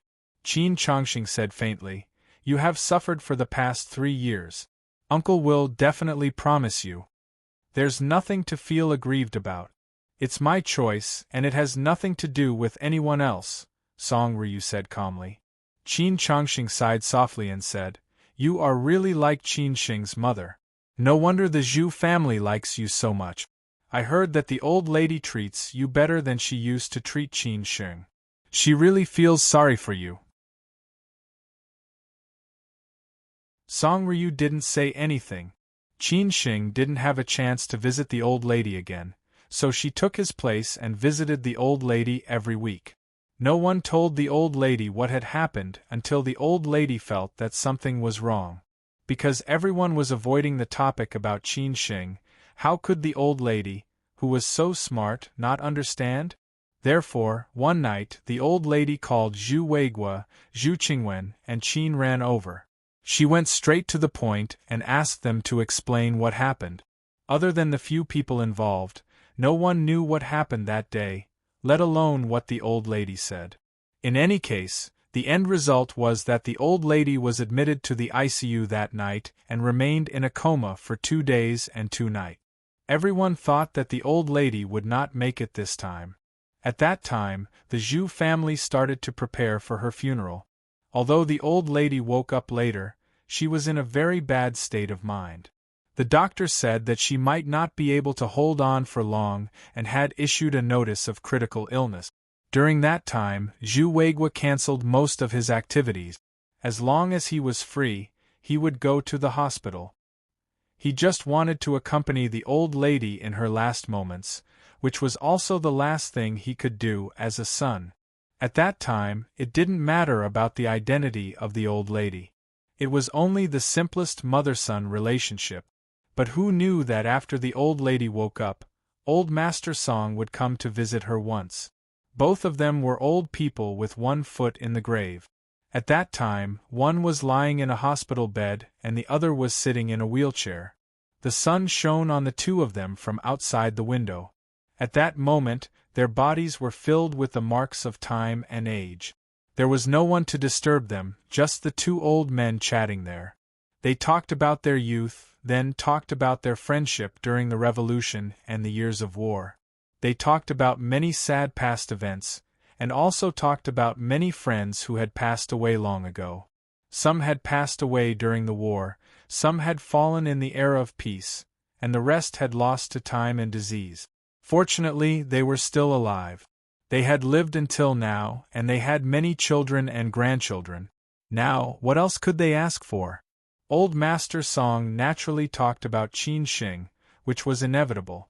However, this time, the old lady didn't feel sad. No one knew what Old Master Song said to the old lady. In short, after Old Master Song left, the old lady's mental state was much better, and she was getting better day by day. In fact, Old Master Song didn't say anything. He just told her what Qin Chongxing had told him. Qin Chongxing felt that he was too ashamed to meet the old lady, so he could only ask Old Master Song to do it. Moreover, the old lady might listen to Old Master Song's words. In the end, Old Master Song and the old lady made an agreement that they should live well and see the day when the two children got married. Only then could their lives be considered complete. Therefore, from then on, the old lady loved Song Ryu very much. Obviously, it was a special treatment. The whole Zhu family could feel it, but they were also very happy. As long as the old lady was safe and sound, everything was fine. At the same time, Old Master Song and Old Lady Zhu also reached an agreement. Old Lady Zhu would fully support Zhu Weigua and Zhu Chongshun in some matters, and Old Master Song would escort them from behind. After all, Old Master Song used to be in the same position as Old Master Zhu, and he was more powerful than the old lady. The Qin family was in the front, and the Zhu and Song families were in the back. The Qin family cooperated in the business, and the Zhu and Song families were in charge behind the scenes.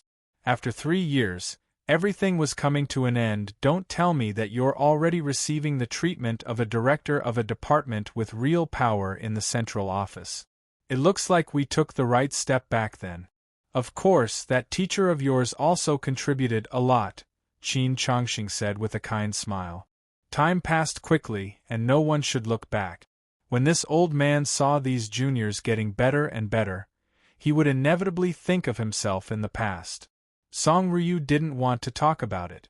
She shook her head and said, "For me, it's just a job no matter which department I'm in. Maybe one day I will suddenly resign and become an ordinary university professor like Small Ant. Maybe that's the life I want. If you really think so, I won't interfere and will support you," Qin Chongxing said. Song Ryu looked at the time and said, "Uncle, it's time for me to go. Say hello to Auntie for me." Qin Chongxing nodded with a smile and watched Song Ryu leave. He would see that woman tomorrow, and it would not be difficult for him to find Qin Shing. It had been 3 years, and she finally appeared. Otherwise, it would be like looking for a needle in a haystack in the express delivery station in Chengdu. Li Xiang was having an argument with the fair, rich and beautiful woman. He really admired her.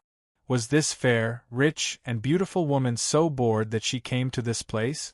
"Are you very free? Don't you need to go to work?" "Well, how can a fair, rich and beautiful woman like you work?" Li Xiang approached her and said impolitely.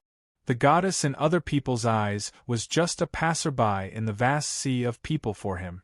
She was wearing a white tight-fitting t-shirt, white jeans, simple white shoes, and shoulder-length hair that emitted a fragrance. She was matched with a famous bag and expensive luxury jewelry. Such a fair, rich, and beautiful woman was the most dazzling existence wherever she went. Of course, she also had the most valuable Ferrari. Cece was proud of her strength, but she was more and more interested in the man in front of her, who was 6 years older than her. She always felt that he was a mystery, and she wanted to uncover it. "Li Xiang, are you surprised?" Cece smiled very brightly. Li Xiang replied with a sharp tongue, "It's not an accident but a shock. I've received your thanks. No matter who it is, I will help you that day. Don't think too much about it. We are not in the same world. You see, I have to deliver packages in the day and sing in the bar at night. How can we meet?" "I just want to be friends with you," Cece said calmly. When she spoke, there was always a smile on her face, showing her dimples. Her eyes were also shining, which was a little attractive. Li Xiang was speechless. "Do you lack friends? A fair, rich, and beautiful woman like you should not lack friends." The handsome men chasing after you can line up from here to Chuanxi Road. Why are you looking for me? Cece didn't care what Li Xiang said at all. She said lightly, Uncle, I know you are not married yet, but do you have a girlfriend? Li Xiang was really a little crazy. It was completely him talking about him, and she talking about her. They were not on the same channel at all. What the hell was Uncle? What, you want to hit on me? Li Xiang was silent for a moment. He couldn't help but feel that it was interesting. He wanted to tease this boring, fair, rich, and beautiful woman to see what on earth she wanted to do. Cece took 2 steps forward on purpose, leaned forward, and said, If you don't have one, do you think I'm suitable? Psycho, Li Xiang directly scolded. Cece didn't take it seriously. Instead, she smiled very happily and said, Then you can treat me as a psycho. From today on, I am your girlfriend. I know you get off work at 6 o'clock. I will pick you up then. If there is nothing else, boyfriend, I will leave first. Li Xiang was really going crazy because of this woman. What on earth did she want to do? However, after saying these words, Cece stopped teasing Li Xiang. She directly got in the car and was ready to leave. She wanted to find out what kind of man on earth this man was. Her grandfather once said that a man's temperament was accumulated over time. If this man only delivered packages in the day and sang in the bar at night, he would not have such temperament at all. She was so curious. Okay, since you want to play, then I will play with you. Li Xiang's reverse psychology came up. He didn't want to be played by a woman, so he directly shouted, What's your name? At this time, Cece rolled down the window and revealed a very attractive look.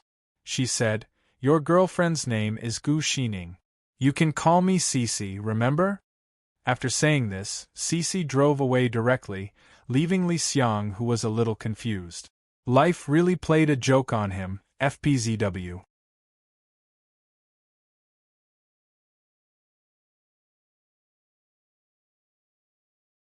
Chapter 1102. A man can't be a hero without money. After Gu Xining left, the courier station immediately became lively. This was big news. How could these people not be gossipy?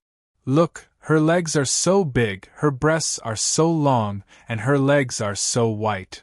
The colleagues at the express delivery station began to fantasize. They could not have such a fair, rich, and beautiful woman, so they could only do this. Huang Su, who was experienced, kicked him in the butt and said, Get lost. What are you thinking about? How can you be interested in such a woman? Do you think you are Li Xiang? Look at your thick skin and thick flesh. Which woman will like you? And look at Li Xiang's condition. The workers at the express delivery station had always been curious. How could a man like Li Xiang come to deliver packages? No matter how they looked at it, he didn't look like a laborer. They reckoned that he was here to experience life. Besides, he had such a beautiful aunt. They reckoned that he wouldn't stay for long before leaving. Who knew that he had persisted for 2 months? This was not easy. If it was the old Li Xiang, no one would think he was a man who could deliver packages. Maybe it was because he had stayed at the border of Sichuan, Tibet for 3 years that he had tanned a lot. He was stronger and more mature than before. Li Xiang, is this beautiful woman really your girlfriend? Huang Su walked over and asked again. Everyone heard what the beautiful woman said when she left, so Huang Su asked this question. Li Xiang said helplessly, Brother Su, what are you thinking? How can such a beautiful woman be my girlfriend? Do you believe me? If it's someone else, I definitely won't believe it. But if it's you, Li Xiang, I definitely believe it. You never tell us what you used to be, but I feel that you must have done something big in the past. It's not strange that you know such a beautiful woman, said Huang Su. Although Li Xiang said that he had a serious illness and had forgotten about his past, Huang Su and the others felt that it was just an excuse from Li Xiang. Li Xiang really did not know why Huang Su was so confident in him. He did not even know what he used to do. Could it be that he was really a big boss? That's enough, Brother Su. He's just a friend of mine. You should go and do your own things, in case the boss's wife comes out to scold us later," Li Xiang said with a smile. Then he was ready to go to the office to change his clothes and start a busy and fulfilling day. At this time, Huang Su and the others also saw that the proprietress had come out. They quickly dispersed and went about their own business. The proprietress was like a landlady here. No one dared to provoke the proprietress, who was at least 100 kilograms. Usually, when she scolded them, it was like she was scolding her grandchildren. They didn't know how the boss's thin and weak body could withstand the proprietress's torment. After Huang Su and the others dispersed, Li Xiang had not walked a few steps when he heard the landlady shouting impatiently, "Li Xiang, come here." Li Xiang ran over happily. He was a special existence here. Whether it was the boss or the proprietress, they were all very kind to him. The boss might be treating him because of Li Xiang's aunt, and the proprietress might be treating him because of Li Xiang's purple color. What's the meaning of this? I knew you wouldn't want me to introduce a girlfriend to you. Turns out you have such a beautiful girlfriend. Then why didn't you tell me earlier? You made me worry for nothing. You must be messing with me, the lady boss scolded as she chewed on melon seeds. Li Xiang quickly replied, "Sister Lily, that girl is really not my girlfriend. She's just a friend. She just told me something today. I won't let her come here in the future." Sister Lily, this was how the proprietress addressed her. Those who did not know her might think that she was a beautiful young married woman. After seeing her, they probably would not have any thoughts about her anymore. The proprietress snorted coldly and said, "That's more like it. What about the girl I introduced last time? Have you contacted her?" "Sister Lily, that girl is too young. I like older girls. You see, I'm an old single dog. I don't have anything I want. It would be good if I could have a divorced young married woman. It would be better if she could have 2 children. Then I don't need to have children," Li Xiang said. At first, the proprietress looked calm. However, as she listened to Li Xiang's words, her face became uglier and uglier. In the end, she revealed a murderous look. Li Xiang did not wait for the proprietress to get angry and ran away directly. A busy and fulfilling day began again. Li Xiang liked this kind of life. Every day, he drove an electric tricycle through the streets and alleys to deliver and receive packages. Although it was a little hot and tiring in summer, it was much more interesting than the life in the small town of Sichuan, Tibet. The most interesting thing was that he could come into contact with all kinds of people every day. Li Xiang liked to observe them the most. Everyone had their own life, and everyone was experiencing different things. Li Xiang could guess their happiness and anger, and sometimes he would even chat with them with interest. Because his aunt had gone far away, there was no one in the bookstore to make lunch. Ning had to take care of the flowers and cats in the bookstore, so she definitely had no time to cook. At noon, Li Xiang bought some chili oil stuffed buns from a nearby fly shop and sent them there. As soon as he entered the bookstore, he heard the sound of quarreling inside. Li Xiang frowned slightly and walked over quickly. He saw 2 or 3 hooligans surrounding Ning and shouting aggressively, "Your father owes money and can't pay it back. Then we can only ask you for it. If you can't pay it back, we can only think of other ways. I think a beautiful woman like you must have a good business as a prostitute." As soon as the hooligan finished speaking, the other 2 couldn't help but laugh. They did not forget to look at Ning and scrupulously, as if they were going to take off Ning's clothes. "Who said that?" At this time, Li Xiang had already walked in. He treated Ning as his sister. How could he tolerate others bullying Ning, let alone coming to the bookstore to bully her? The 3 hooligans turned their heads and looked at Li Xiang. The one who spoke said disdainfully, "Oh, you're the delivery man. What business do you have here? If you don't want to cause trouble, get out of here." Li Xiang didn't talk nonsense. He stared at the hooligan, and there was an inexplicable aura about him that made the hooligan step back subconsciously. However, the hooligan still said stubbornly, "It's a matter of course to pay the debt. We didn't do anything illegal. What do you want?" Li Xiang didn't make a move. He just asked, "How much money does her father still owe you?" In addition to the 100,000 last time, he still has 80,000 with interest. When do you want to pay it back? The hooligan didn't want to cause trouble. They just wanted to collect the debt. Unless it was necessary, they would not make a move. "If you still want the money, get out of here now. Come back in 3 days to get the money," Li Xiang said. When the hooligans heard this, they immediately became spirited and said, "Okay, since you said so, I'll believe you this time. If you don't pay it back in 3 days, don't blame us for being rude." "Get out," Li Xiang scolded. The few hooligans ran away with their butts trembling. As soon as they left, Ning cried sadly, "Brother Li Xiang, I'm sorry. It's all my fault. It's all my fault." Ning's surname was Ning, and her name was Ning Yuan. Li Xiang and his aunt always called her Ning. They got used to it. Ning also liked the name. Later, Li Xiang often sang a song called Ning for her. Ning liked the name more and more. "It's okay. It's all in the past." Li Xiang touched Ning's hair and comforted her. "I'll think of a way to borrow some money from the boss. As long as you pay the debt, they won't come to you again." Li Xiang really doesn't have any money. His meals, drinks, toilets, and sleeping are all paid for by his aunt. Sometimes Li Xiang feels very shameful. A man with hands and feet still needs his aunt to support him. So when he arrived in Chengdu, he insisted on coming out to work. Unfortunately, he doesn't have any education, plus he is already in his 30s. He can only be a coolie. "Brother Li Xiang, I don't want to bother you anymore. The 80,000 yuan was paid by my aunt last time. You didn't agree. I can't bother you anymore." Ning refused directly. Li Xiang replied firmly, "Why are you saying this? I said I'll think of a way. You don't have to worry about it. You can pay us back when you make money in the future."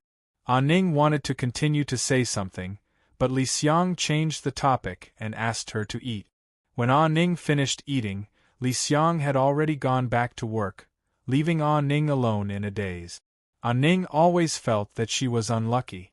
But the luckiest thing for her was to meet her aunt and Li Xiang. In the beginning, she thought that Li Xiang had feelings for her. Later, she found that she thought too much. Li Xiang just regarded her as a younger sister. She liked the feeling of being loved very much. Since she was a child, what she lacked was family love. She didn't know what her aunt and Li Xiang did before, and she didn't want to know about it. But she knew that her aunt and Li Xiang didn't have it easy. Her aunt's bookstore had been losing money. Li Xiang's brother had to deliver packages and be a resident singer to earn money to support the family. Besides, they had helped her once. She didn't want to trouble them again. So this time, she could only think of a way by herself. At the express station, after a day of delivering packages, Li Xiang had been looking for an opportunity to borrow money from the boss. But the boss went out when he got off work. It seemed that he had a social engagement at night. Li Xiang could only look for the boss's wife. What's more, the boss's financial power was controlled by the boss's wife. Even if he went to the boss would make the final decision. But who knew that after he went to the boss's wife, the result was not what he wanted? The boss's wife refused him politely. She said that it was not easy for the express station now. The pressure of competition was too great. The business in the past few months was not good. The monthly expenses were so high. They had to pay their salaries and so on. After the boss's wife said these words, Li Xiang had no choice but to leave. He didn't want to put the boss's wife in a difficult position. After all, it was not easy for them. Every family had its own difficulties. It was really difficult for a hero to be poor. When would he be rich? Then his aunt would be able to let his aunt live a better life. It was a pity that he didn't know any friends in Chengdu. Even if he wanted to borrow money, he didn't know who to turn to. At this time, Li Xiang saw Huang Su run over and shouted, Li Xiang, your girlfriend is here again.